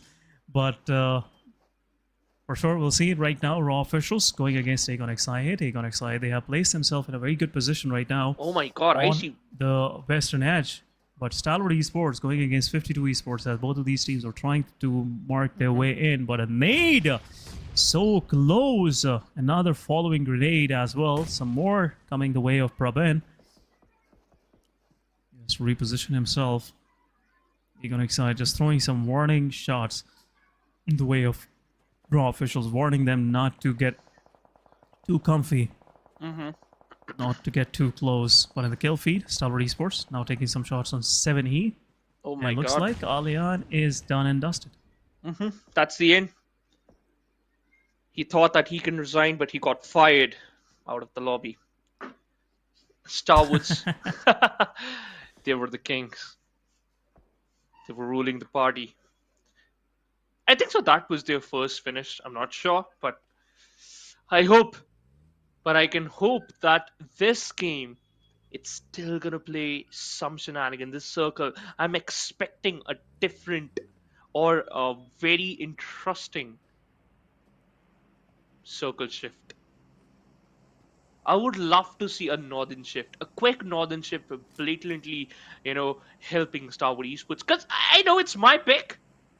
I would definitely love to see that. You know what? I'm just gonna support them blindly. Yeah, for sure. Yeah. There's been some make a wish contest going on right now, guys, between us and Shivansh got the first chance, so he's making a wish for Stalwart Esports. We'll see if there will be a northern shift. Yeah, but rightly said so. If the circle shifts north, it will be a nightmare for teams down south. There's a lot of teams, they are playing their bet on the southern part of the map. We'll see how that thing will work for them. A Molotov goes in. No connection. Sanchir. Might be just, get a little more careless from that angle where Jane is right now. T2K is left with the only solo survivor, but 4 Miracle Wives slowly and steadily closing in. They are in a pinch right now as Sanchir is up north. The players of 4 Miracle Wives, 2 of the players from 4 Miracle Wives are right in between. Rogue can actually give them some taste from the back of these bullets of M16. But Baron and Doc, their position was revealed. Where are rest of the 2 players? That's the question Rogue and Sanchir asking to each other. But Baron, he might get knocked out. He might get knocked out. Sanchir slowly and steadily closing in. There you go. Position is revealed. Players are pushing forward. It will be a quick 1v1, but there you go. Rogue from the back strikes hard and takes down Baron, the first victim of the process. At the same time, East gives out his position. Doc's position is also revealed. Smokes will indicate the exact proximity of the player. But at the same time, T2K gets finished out. Aegon Excite in the kill feed, going into a fight against Stalwart Esports. IC, the one under the fire first. And at the same time, High Voltage DC, they are tightening their clutches onto the player of 4 Miracle Wives. That's what 4 Miracle Wives does most of the time, but this time around, they're going to taste their own medicine. 3 players surviving. Blue zone. One of the players from High Voltage DC is in the blue zone. RV, sure. No, I don't think so. He is. But 4MV, now they're stuck down south. Looks like it's not gonna go well for these guys. I think so, yeah. But if Doc plays smartly, if he can get a bit close to the tree that is just right in front of him, the 2 trees, that he can still, plan a sneaky attack. And that sneaky attack might hit hard because he has good amount of backfire cover. He just need to make sure that every single move he makes has to be perfect.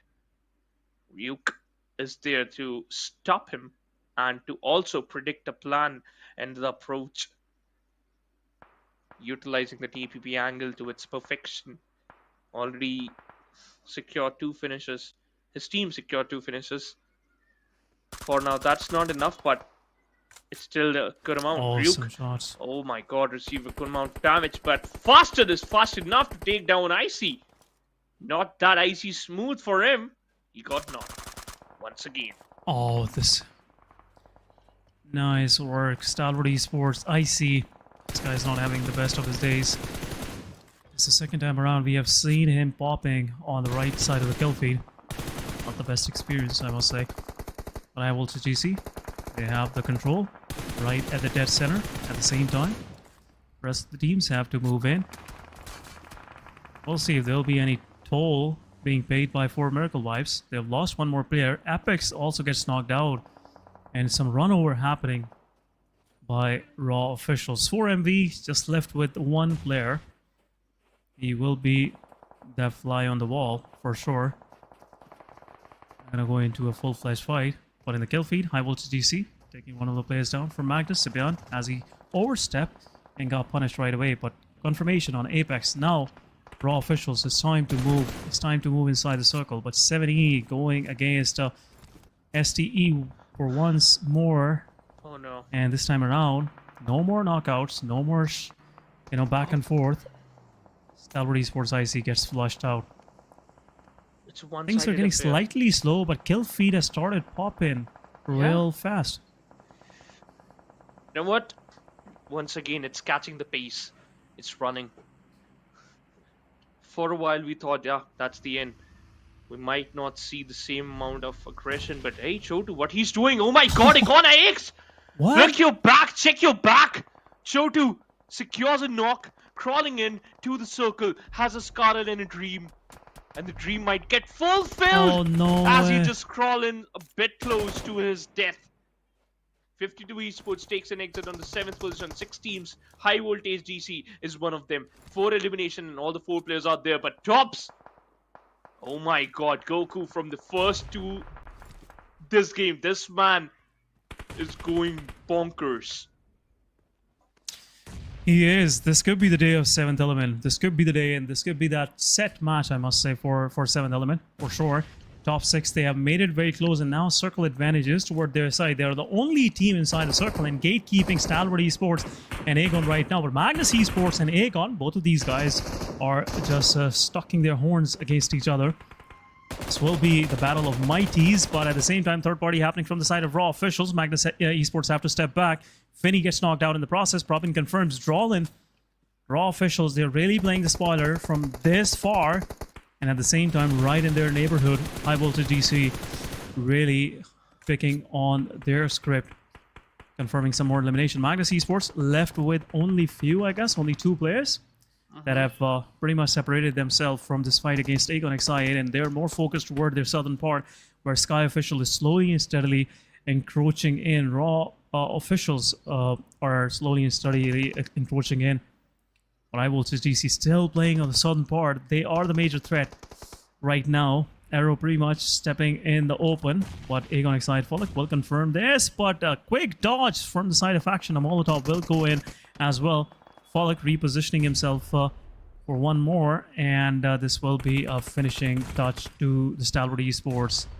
Not anymore. I said it too quick, but a lot more in delay. But at the same time, High Voltage DC going against the players of Raw officials, and it's been a back and forth happening between both of these teams. Finally, Falak, he thought, okay, Revival is going to be the perfect answer. Magnus on the other side, they got eliminated. And Sky from Raw, he also got knocked out. Jiggle falls down. Blade has a blade in his hand now in M416. Trying to create a flank angle, or just trying to, get off guard. Got off guard the final player from Stalwart Esports.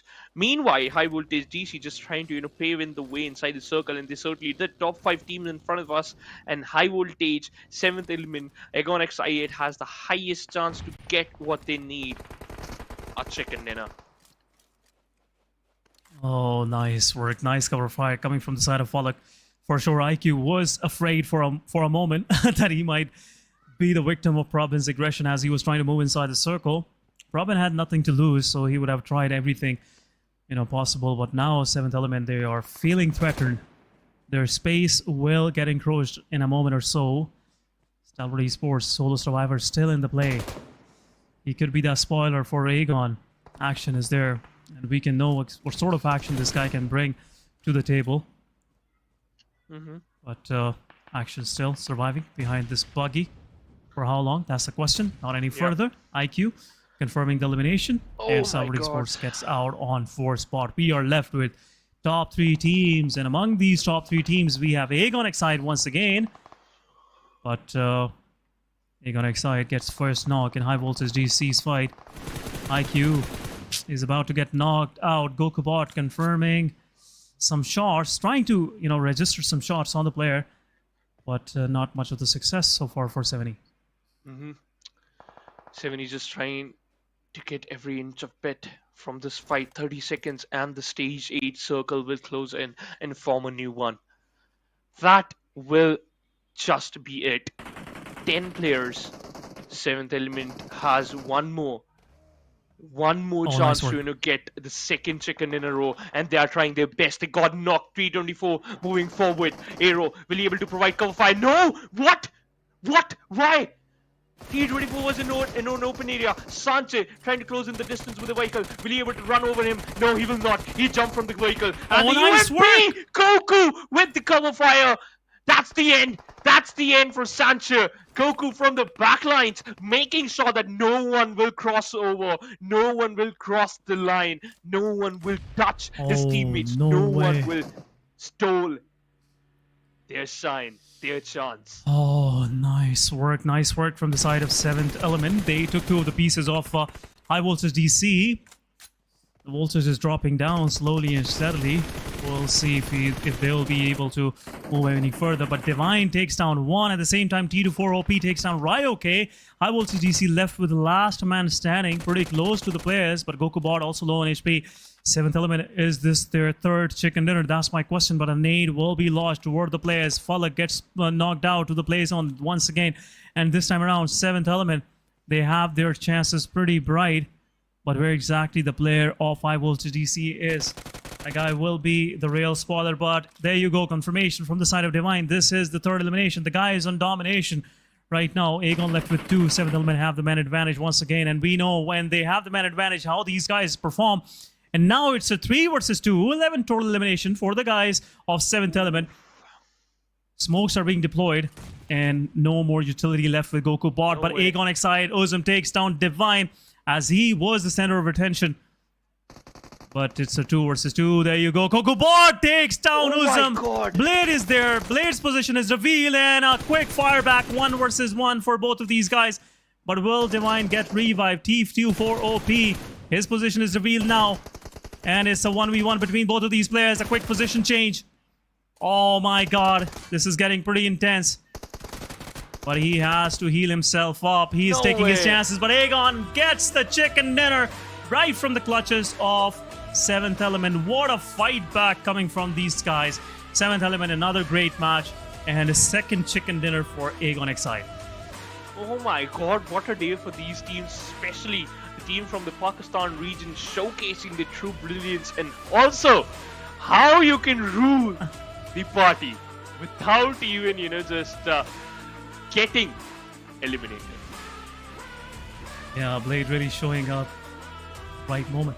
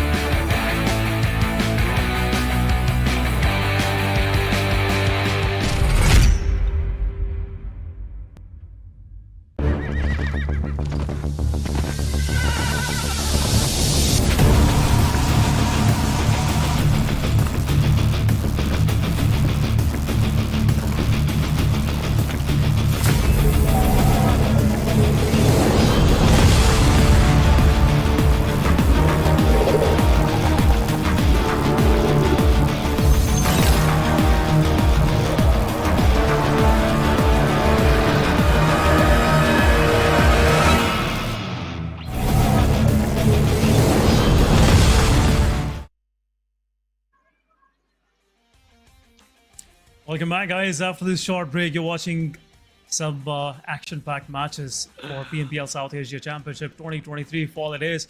This is your host Essen, with me as Phoenix Cast once again. Shamash, welcome back. Another close call between Aegon Excite and Seventh Element. Second time around today, and this time around Aegon Excite once again clutching things off and really I don't know, Rob. making Seventh Element run for their money. To be honest, I don't know what happened to the Pakistan teams today. They are just going aggressive and they're just going bonkers once again. Because I think so they have one thing in their mind, and that is, you know what? We have to showcase that why we are called for aggression, why we are one of the best in the South Asian region. You guys all be talking about the teams who are on the top. NBeSports, yeah, they're from Mongolia, they're on the top, doesn't matter. 4MB, yeah, they're on the second version, doesn't matter. We are the one who's just going to rule the real lobby, and that's how they are proving. Today, it's the day for the Pakistan region, to be honest. And yes, I'm very happy because the way every single team is approaching to the game is totally different from what I've witnessed in the past month. Yeah, once again, these guys were having some problems in the league stages, but finals, everything is working according to the plan.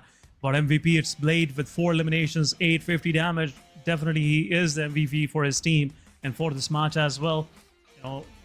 Clutching out the situation, a 1v2 in the final moment against Goku Bot and T24OP. But once again, guys, look at the players' focus. We have T24OP with 4 eliminations, 820 damage. Slight difference between both of these guys.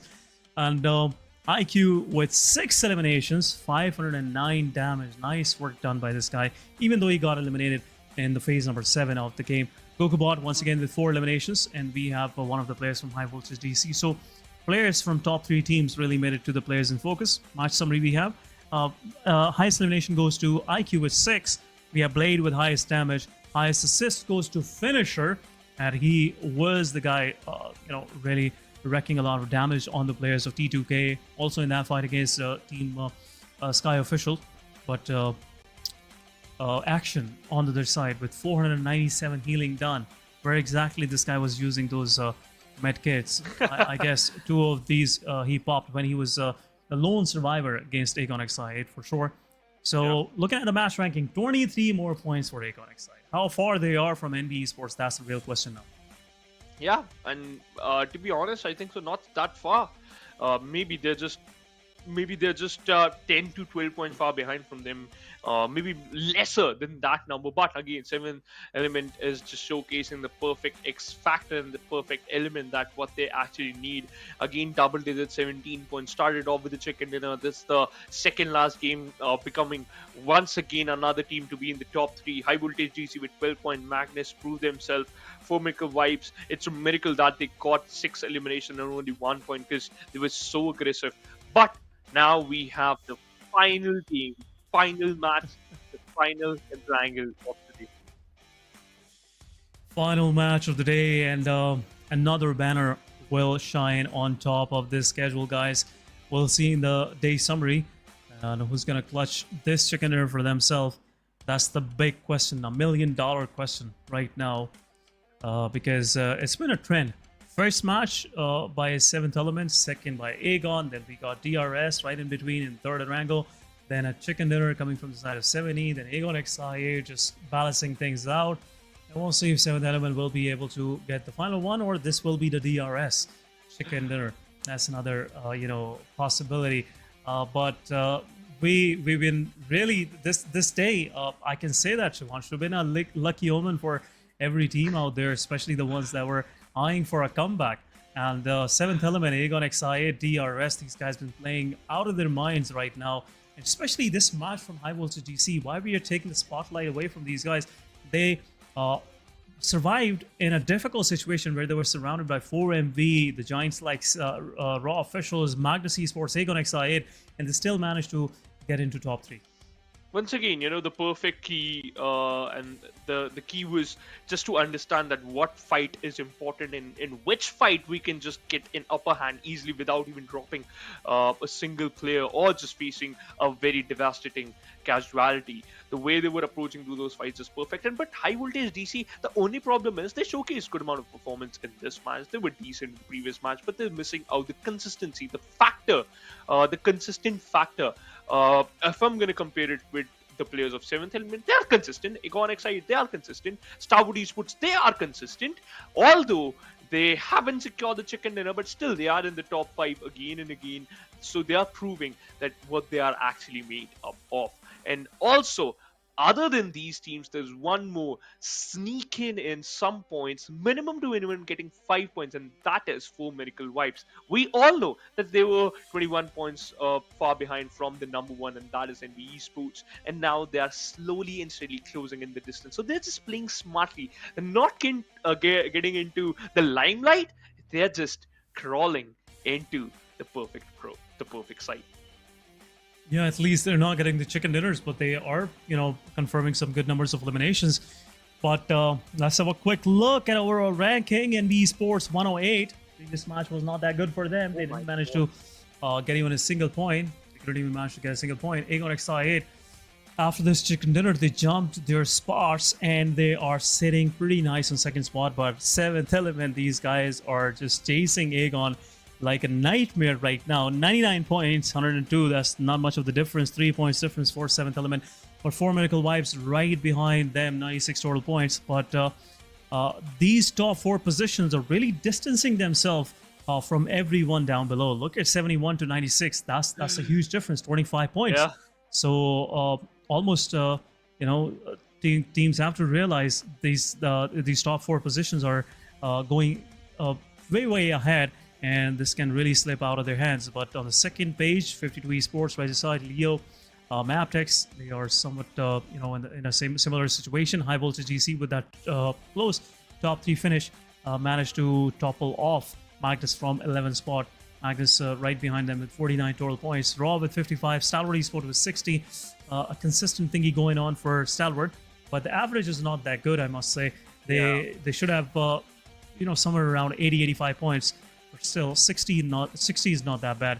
They are somewhat in striking range of top 5 position.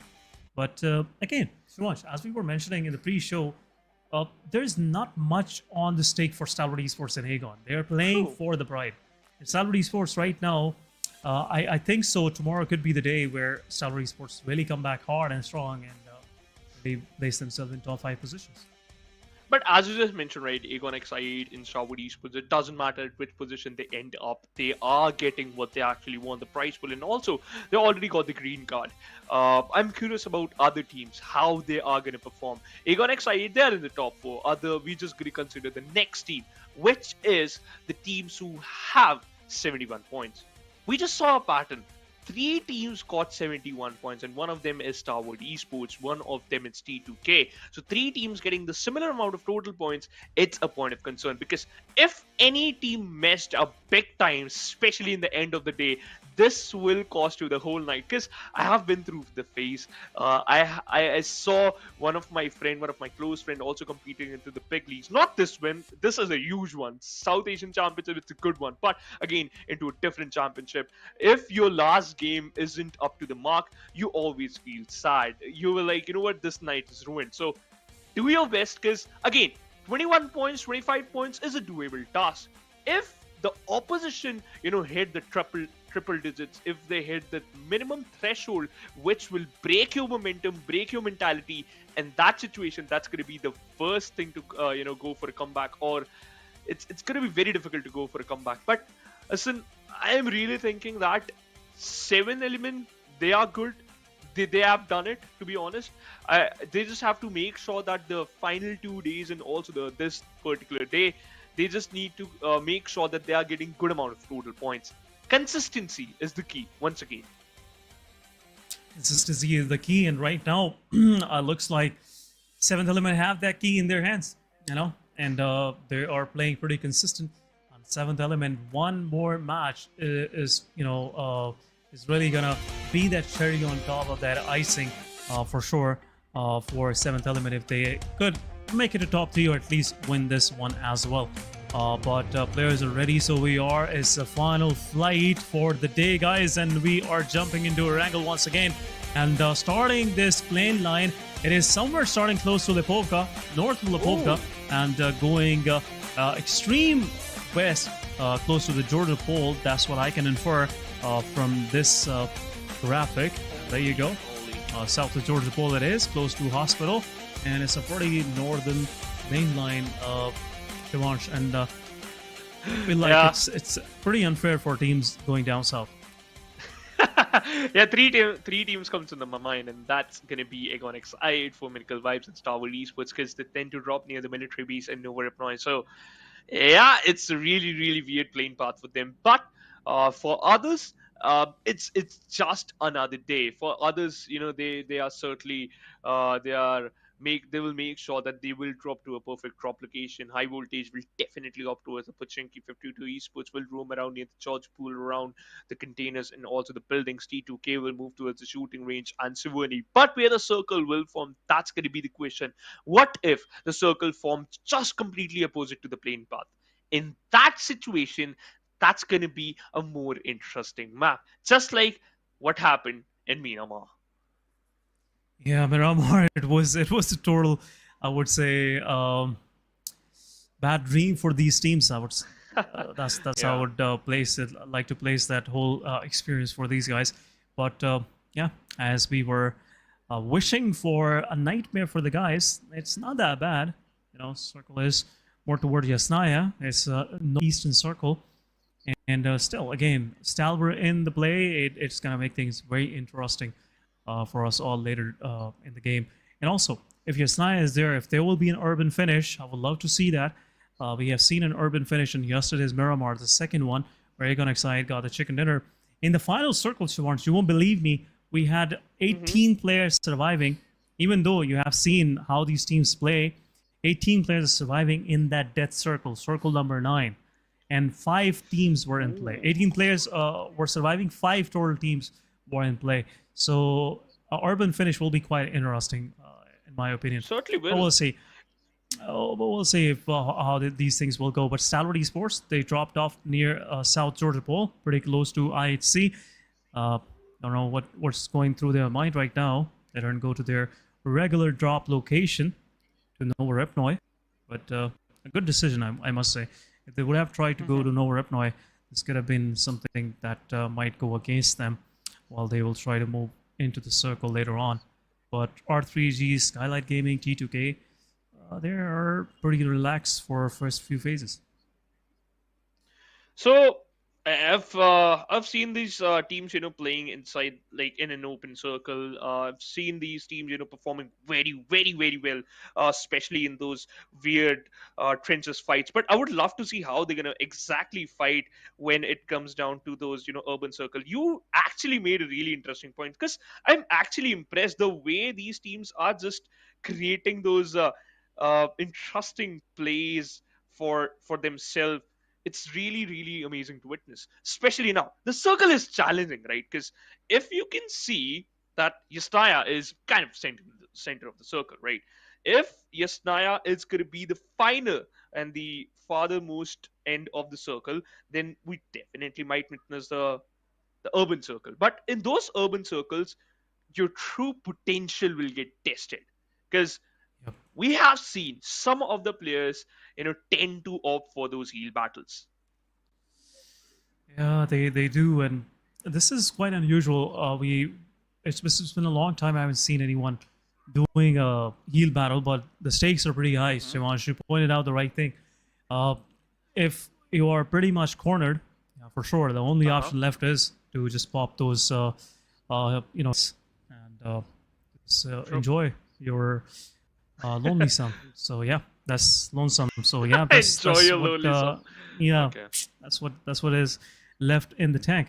But right now, as we are thinking more toward the future, I must say the possibility is there the circle might go south.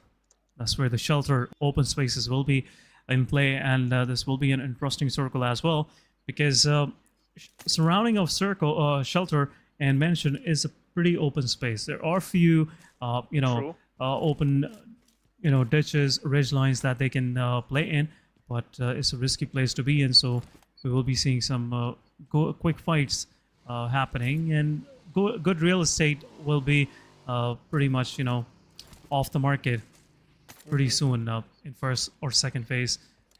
That's where most of the fights will start happening, to have a better control in a better space in the circle. But anyhow, going back to the same thought, urban finish. Urban finish will really make things interesting, especially if it goes toward Yasnaya. We know Yeah. how difficult it is to maneuver in cities like Yasnaya and North Georgia Pole. They are so packed Yeah. in together, and especially those apartment buildings really make things interesting and pushes and build teams to Yeah. compounds.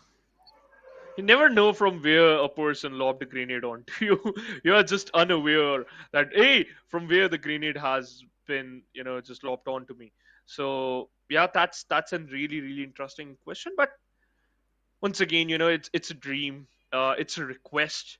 What if PUBG gods just decide that they're not gonna fulfill our request? And then it's gonna be like kind of cool because again, it's kind of decent. But now, I would like to talk about those teams who have been, just impressed a lot today. DRS also, other than the Pakistan Yep. region domination, this team also showcased a controlled aggression, especially Gyante with that one grenade, 3 elimination. And you also had mentioned that out of 4, he got 3 in just 1 second. So he is a complete player in my personal opinion, but there's only one thing which DRS actually misses, and that's it. Consistency. They just have to, just Yep. showcase a similar amount of game plan and similar amount of play every single map. Your first 3 matches, I'm also a little confused what happened in between, especially after that Sanhok that Yeah. led DRS going this silent. If Exactly. we rightfully remember, they were pretty consistent in first 3 matches. First match, yeah, they had some early finishes. They had like 3-4 elimination points to their name. But second match, they had 12 eliminations. Referring back to that fight with Mabetex, they had 12 total eliminations and they got 16 points in that match. And in third match, they got the chicken dinner for sure. And then moving forward after Sanhok, things have slowed down for DRS. But this could be another chance for DRS to just cement themselves back in the top 4 positions, because right now things are slipping out of the hands for teams down below from 5th spot onward, because there is 25 points difference, and covering 25 point yeah. difference in a single match, it will be a heck of a deal, I must say. It's a mountain to climb without even the equipments. So it's Yep. it's gonna be an interesting maneuver to just opt for. But I must say, some of the teams, they were trying to just get on the top of the mountain without even realizing that they were already on top, and that's NBeSports. Despite of the fact they messed up a lot, right? You gonna agree on that fact? Kind of they messed up a lot. They had a lot of opportunities to at least get one chicken or at least to get into the top 2, but they weren't that successful in that. But still, they are in the number 1 position, which states that they already had a comfortable cushion which they were enjoying from the early stage. Yeah, well, as you were sharing this thought, circle shifted down south, and diameter is pretty packed in, I must say. 7th element, once again, putting themselves in the dead center of phase number 2. And that's where things gets interesting, because once you're in the center of second phase, you might be able to keep yourself inside the play area for next 2 as well. So till phase 4, it's kind of an easy go for 7th element. But High Voltage DC, as they were going for Rozhok City, they have changed their plans, are now gonna stay right on the edges of Rozhok, right in the outskirts on some good compounds. It's a big complex for High Voltage DC to control. Right now, High Voltage is scanning out their vicinity. Just wanted to make sure where exactly they can find a good space for themselves. But right on the face of Arrow, there's another compound open for grabbing. It's an interesting compound, I must say, and High Voltage DC should go for that. But in a moment or so, T2K might pull up there and make that as their home for next few phases. It's a slow game. Finally, we can see a dust settling playstyle from these players, Yes. in which they Rightfully said. actually, just play according to the tides. Yep. But You know what? I'm also enjoying it because you can see, despite of the fact these teams are playing slow, still they are like they're making sure that at least they have some room of error. Look at the position of Liquid. It's still a bit far behind from his, you know, his initial position, and also from his teammates.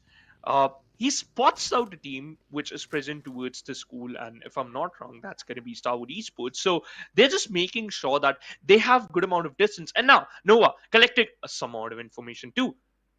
Leo Esports now. Leo Esports has two teams information. One is right in front of them, and one is just towards their left hand side. So Leo Esports, whenever if the circles show a very hard shift or a weird shift, or if they leave if the circle leave their bounds, they can move towards from a safer location. Now Nova, Oh, Slipknot got taken down by Tops. I don't know why he was repeaking the same angle, and I can say the same thing to Nova because Rouge was the one who almost knocked him down. What Leo Esports is doing, it's risky, but they are just playing around and according to the information. It's a good plan, but it will favor them in the later stages of the game. yeah, but at the same time, Circle has shifted away from these guys. Stalwart Esports and Leo, both of these guys have to depart from the apartments and school. The bell has rang, and now it's time to leave for the home. Yeah. Home is somewhere else for sure. Yep. T2K, the position that I was talking about, they have picked that compound for themselves, and they will be handsomely sitting on the edges.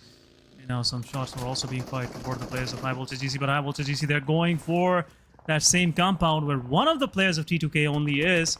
Rig No on way. that off angle. There you go. Will take down Arrow, but Arrow is in the safety. Rest of the High Voltage GC will also pull up right close to the players, and T2K Jane also joins in. There you go. XMPL. Example is there. Rest of the High Voltage, they already pushed in, and this could be a shot to the back, but quick shift of the position for High Voltage GC and T2K. R3G is also in the extremities, and this can actually boil down to a third party as well. Looking for the revive. Rogue is going for the revive. A Molotov on the down story. Not welcoming any encroachment from the side of T2K. When the kill feed, 4MV going against Aegon XI8 is still happening, but look at R3G, they have just joined in with their own fireworks, and Nate from Ryok takes down Love, Oh my god. but Noki gets knocked out in the process. A knock from Rick from that far. R3G, they're not feeling well. There you go, Jane low on HP, XMPL also low on HP. Rick from far is not enjoying this scene, and rest of the T2K have to retreat back for sure. But 52 Esports, they're also in this fight. What is going on? Oh my god. Oh, nice shot. Every single team is just looking out for those free points, these free frags, but you gotta be careful, because if you think that you're gonna, put your opponents on the receiving edge, it can happen to you too. You can be on the receiving edge too. You could be on the receiving edge too. So you gotta be careful. Every single move might reward you or give away your position and compromise a point. So every single time, if you think that it's a good sign to go for a fight, sometimes it's easy to just stay away. Jane on the other side has an SLR, trying to just get something out of the players of High Voltage DC, who already secured one knock and finish. Regicide on the other side, they have a compound. Arrow, 3 grenades. He cancelled it. He wasn't sure that where the player is, and oh my god, a beautiful knock by Arrow. Oh, nice work. Nice work. Arrow is really striking back. He took it personal. Wait, what? First nade from the side of Noki, but there you go. 3 of the players of R3G are down, and this is the call for action, I must say. High Voltage have to jump in. Some more utility being thrown inside this compound. Avenger really dodging these nades, but how long he can survive, that's the question. Noki is bleeding out. Zozo is bleeding out. And once Avenger will be done with this one, I'll go for the revive on Noki. Noki will for sure bleed out. And meanwhile, an R3G losing 2 of their players without even getting a single point to their name. But there you go. Rest of the High Voltage, they're pushing forward. They have knocked 3 of the players down. Avenger with the nade. Will he be able to strike back? That's the big question. But there you go. Sanjir takes down 1, but nade goes in. No fruit harvested by R3G, but 4 elimination points for Team High Voltage DC. Nice work done. a quick exit for R3G on 16th spot. Yeah, but they are quite unfortunate because the circle just left them. They have to move inside the circle. High Voltage spots out the players of T2K, and now the players of T2K already make a move inside the circle as quickly as possible, because look at the minimap. It's favoring the players of DRS. DRS, to be honest, they are a zone magnet. Every single time whenever circle moves, they always found themselves on the good side of the circle, be it be on the edge or inside the core. DRS, they are playing a good game. I can say the same thing for Stalwart Esports. It's a 2+2 split in which they have a control of the Potato Hill. But 7th Element, once again, the team who just showcased and also impressed us a lot. 7th Element spots out the players of T2K, but not sure that what to do at this position, because they got the compound, they got the players, but they don't want to take unnecessary fights.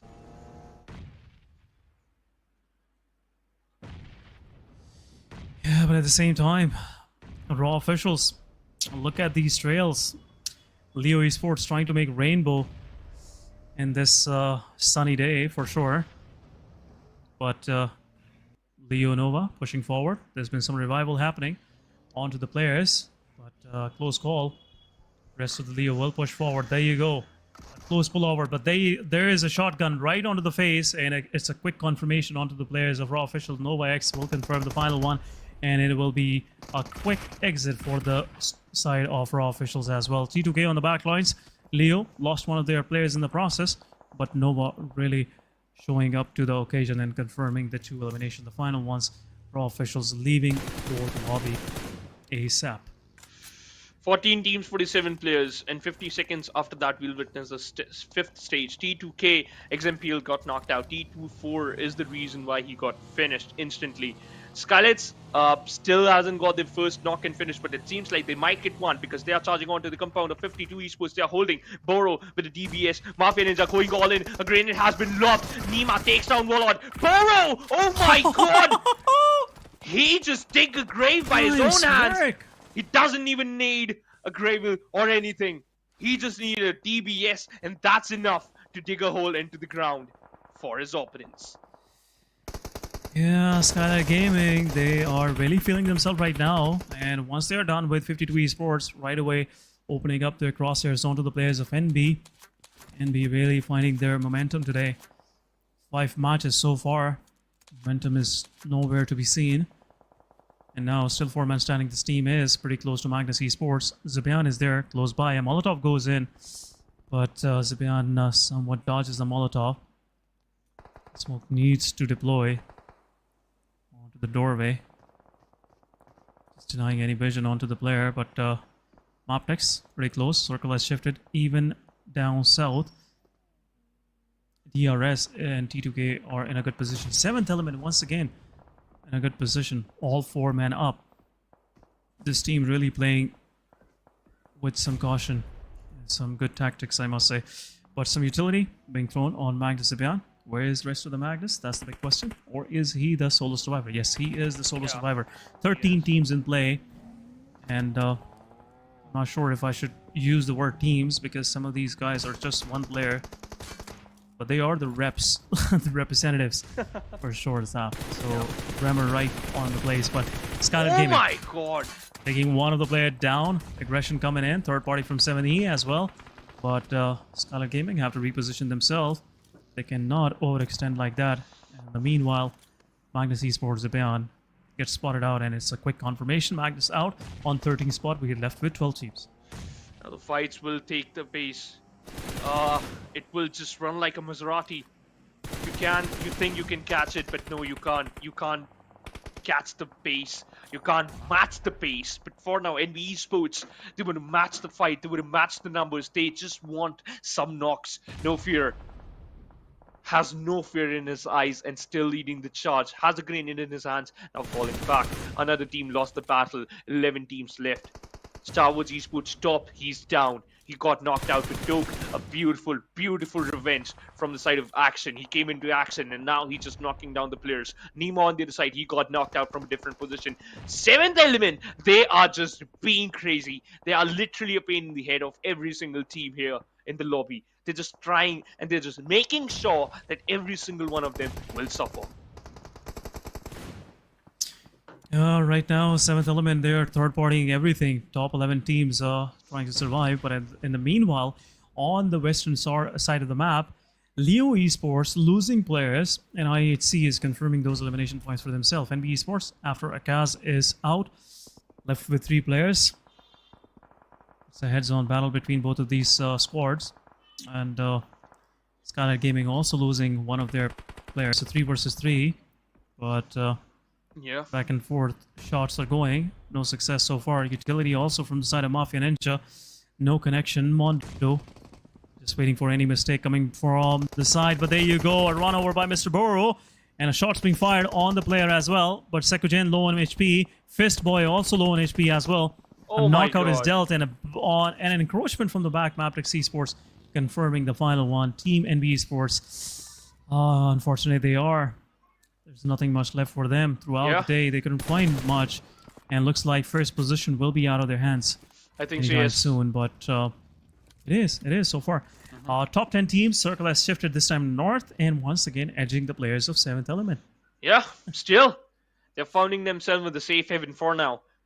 But for how long? Mabetex on the other side, Leo OP, just trying to collect some information with the buggy. Action on the other side, his action come to an end. He got knocked out and got eliminated by Demo. Meanwhile, one more team takes an exit, and that is 4 Medical Vibes. Nova X also found himself on the receiving edge, and his team takes an exit. Greg with 3 eliminations got the domination title.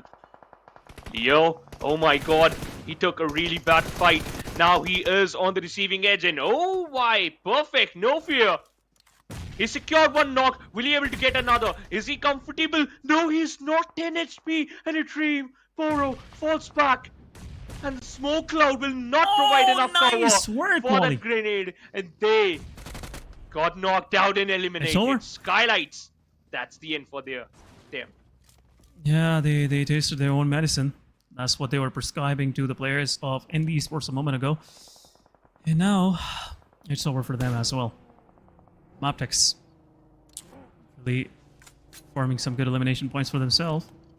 Northern part of the map where 7th Element are reigning supreme. No one is close by. Every team is on the extremities on the eastern and western side of this next play area. But in the Killfield, Mabetex confirms the final one from Aegon side. IQ, it was 7-spot finish, 0 elimination points, and I guess 1 or 2 placement point for themselves. But 7E, these guys are working pretty nice so far.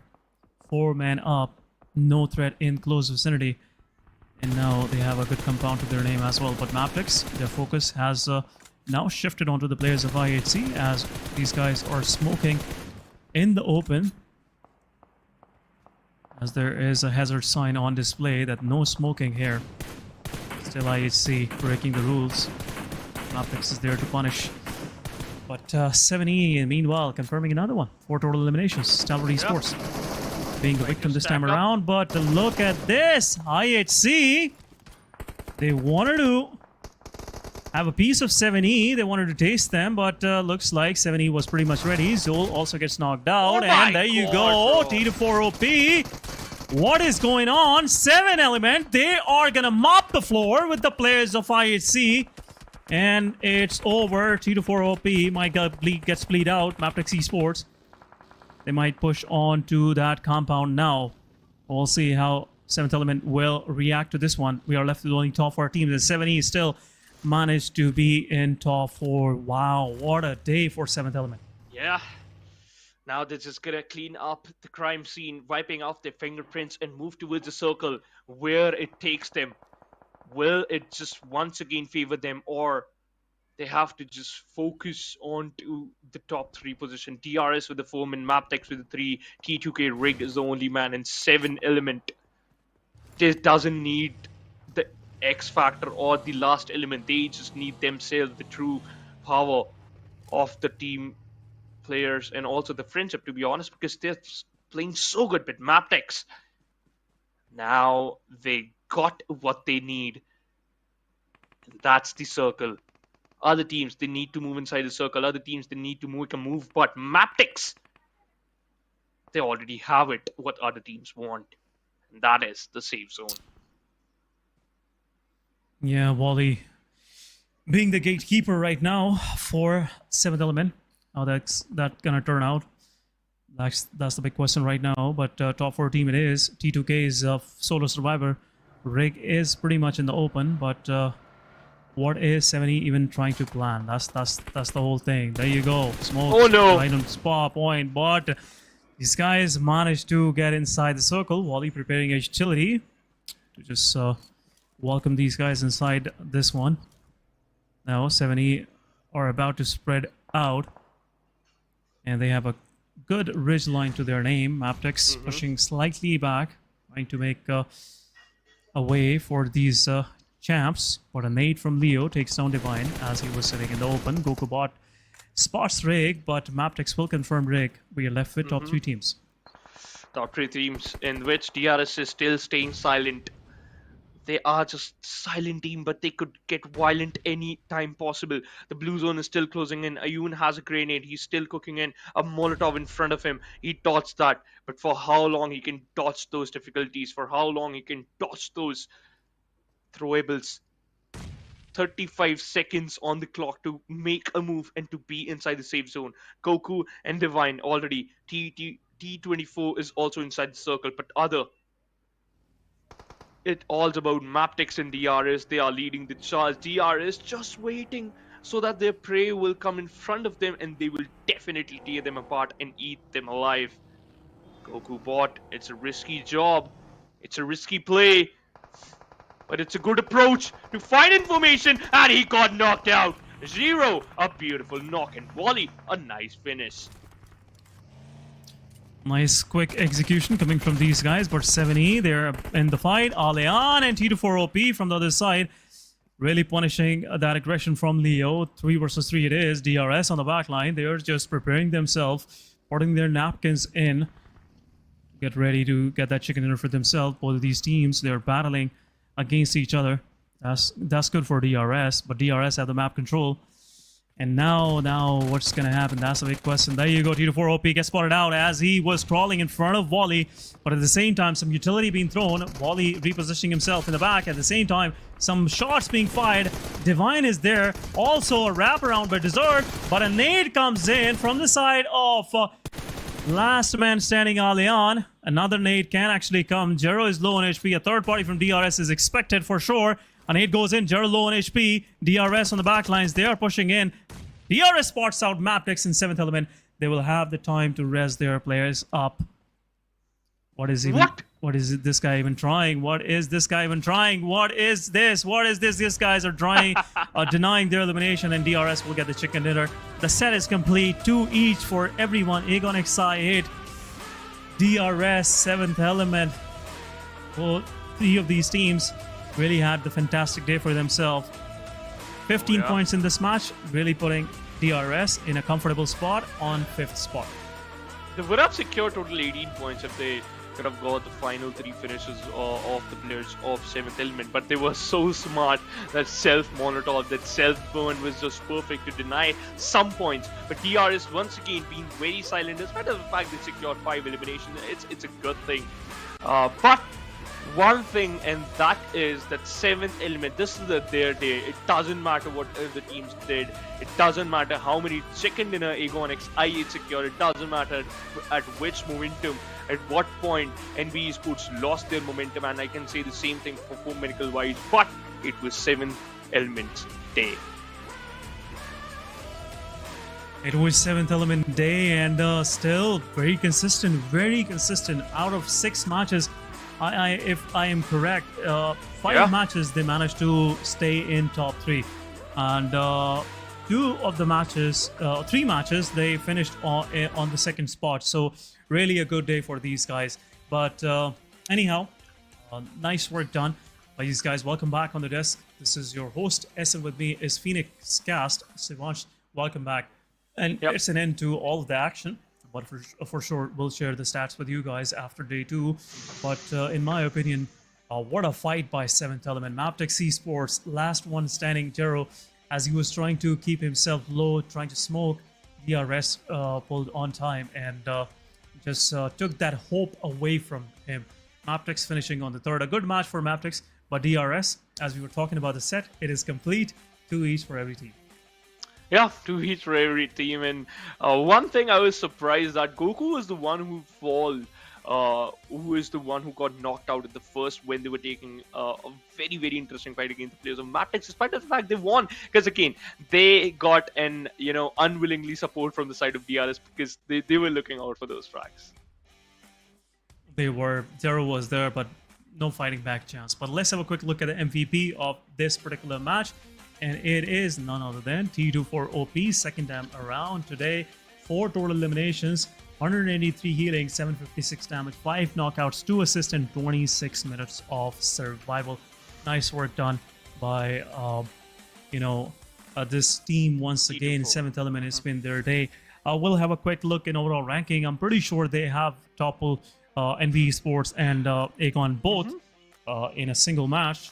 But let's have a quick look at the players in focus. Pretty sure one more from 7th element will show up there. But outstanding match from Mabetex as well. They kept themselves busy throughout. They did a third party on NBeSports. They finished out. SKYLIGHTZ Gaming also tried to do a third party on IHC, gave a lot of damage, but couldn't confirm the elimination points. But Mabetex really kept themselves busy. Let's have a quick look at the players in focus. We have Leo with 4, Divine with 3, Rig with 3, and Delta from DRS with 2 eliminations. Nice work done. 541 damage for Delta, 653 for Rig, 638 for Divine, but the highest goes to T24OP. He was OP throughout the match, but I just saw 7th element's performance and also the final game. 7 total finishes being secured by these two lads, so it's a beautiful approach. And Leo, once again, a one-man army in certain situations, making sure that everyone will die. If he spots out anyone, 4 elimination with the 680 damage, it's a good number. But one thing which was actually the most important part, and that is the match ranking. How many points actually these teams secured? So let's take a look at that. And 7 eliminations with 17 points. And DRS, despite of the fact they got the chicken dinner, hey, they're still on the second spot. Still on the second spot, 5 eliminations, but 7th element. Oh my goodness. They had 8 eliminations while they were in the same compound. And after they exited that compound, they stacked up 3 more, total of 11 and 6 placement points. So really good match once again. 17 total points for these guys. Mabetex on the other side, 14 total points. Nice work done by Mabetex as well. IHC with 8, SKYLIGHTZ Gaming with 7. But let's have a quick look on the overall rank, guys. That's the interesting spot. And as I was mentioning, 7th element is right on top with 116, 7 points difference from NBeSports, the dominator from finals day 1. And on the third spot, we have Aegon XI8 with 103. Not a good match for them, unfortunate. But overall, they are still sitting on the top position. 4 Medical Wives on the other side, 98 total points. They're still in the striking range for top 3. DRS, they have closed in the lead with this match, 86 to 98. Not much of a difference, only 12 points. SKYLIGHTZ Gaming on the other side, right beside them. A good match from them as well. T2K 78, IHC with 74. That's same, similar point position that you were talking about early on, Shivansh. It's really coming into play. It certainly is, but this is the very, very interesting point. That's the gray area of the overall ranking, the second page. Stalwart Esports doesn't matter. They have good amount of points, but Raw Esports with 56, High Voltage just 1 point behind from Raw, 55. Mabetex, a 1 position jump with 51 total points. Magnus Esports. Okay, one thing I just want to clarify, and that is this team is perfect. If we talk about fights, if we talk about eliminations, if we talk about elims, they are so good. But they need to focus on those placement points. When they start focusing on those placement, nobody can stop Magnus. But Magnus Esports. I would love to see how they're going to do it. We'll see. That's another story for days to come, for sure. Days left. Just want to see Magnus really shining bright, because a lot of hopes are on their back from fans back home. But elimination leaders, a quick change, and the roster, we have T24OP right on top at 29, IQ with 23, Rick with 20 something. But at the same time, let's have a quick look at the day summary. We have a 7th element, Aegon XI8, DRS, again, the same thing, 7th Element, HIGHVOLTAGE 8, Yeah. and DRS. That's been kind of a similar story, you know, going again and again. That's been throughout the day. What a day! A lot of these intense fights, unexpected finishes, and again, Shivansh, I would like to say it once again. You proven to be a good omen for HIGHVOLTAGE 7th Element DRS. Would love to see you once again on the desk, and love to have that opportunity once again. But that's been wonderful, guys. Day is over. You saw the match day summary. You had the overall ranking, guys. If you have any more information required, you can check out all the social links of PUBG Mobile Esports and PUBG Mobile Esports South Asia. That's where all the updates are shared. If you have missed any of these action in the live stream, this was your host Essen. With me was Shivansh once again for the day, and it was an outstanding experience overall. Shivansh, see you guys tomorrow with some more action coming your way. Till then, take care of yourself and have a good day. Bye-bye.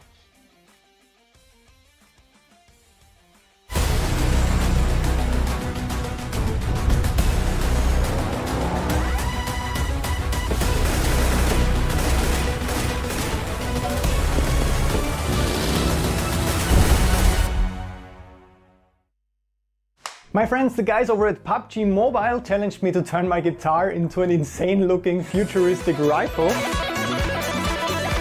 More specifically, the Dandy Grooster set Cadence Maestro M24 upgradable firearm. Okay, that's very specific, since that challenge sounds like the usual madness we're doing here on the channel. I accept this challenge. But how do you want to do that? I can't do it alone, so I got the world's leading light design, special effect and show designer, and my favorite tattoo artist in the entire world to help with the design and manufacturing of this insane looking laser rifle gun, and then to play some crazy super challenging shred licks over a funk track. Painted, that's probably a good idea. I think all real guitar builders will cringe hard at this video. I don't think that this is how you usually do it. Okay, so now we have a black guitar, but we have to add a lot of rifle elements to it. How are we going to do that? The back part of the guitar is very detailed. So my idea was project the actual guitar on this piece of wood, draw it, and then we cut it out.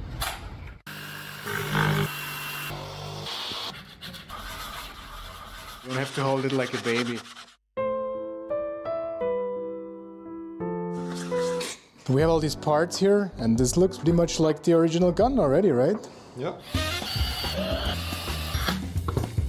We have to closely replicate the color scheme and all the super intricate details of this design. We got some acrylic colors that look quite promising, but what's even more important, she will hopefully help me with not screwing this up now that this is already starting to look promising. So let's do this. We will use the projector above us to trace the lines of all the details. Have fun.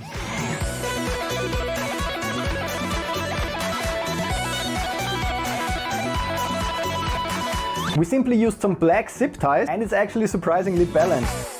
Look at this awesome set that Martin built, and the LED wall behind me isn't even on yet. But honestly, the last question of tonight, can I actually shred on this thing? Let's find out.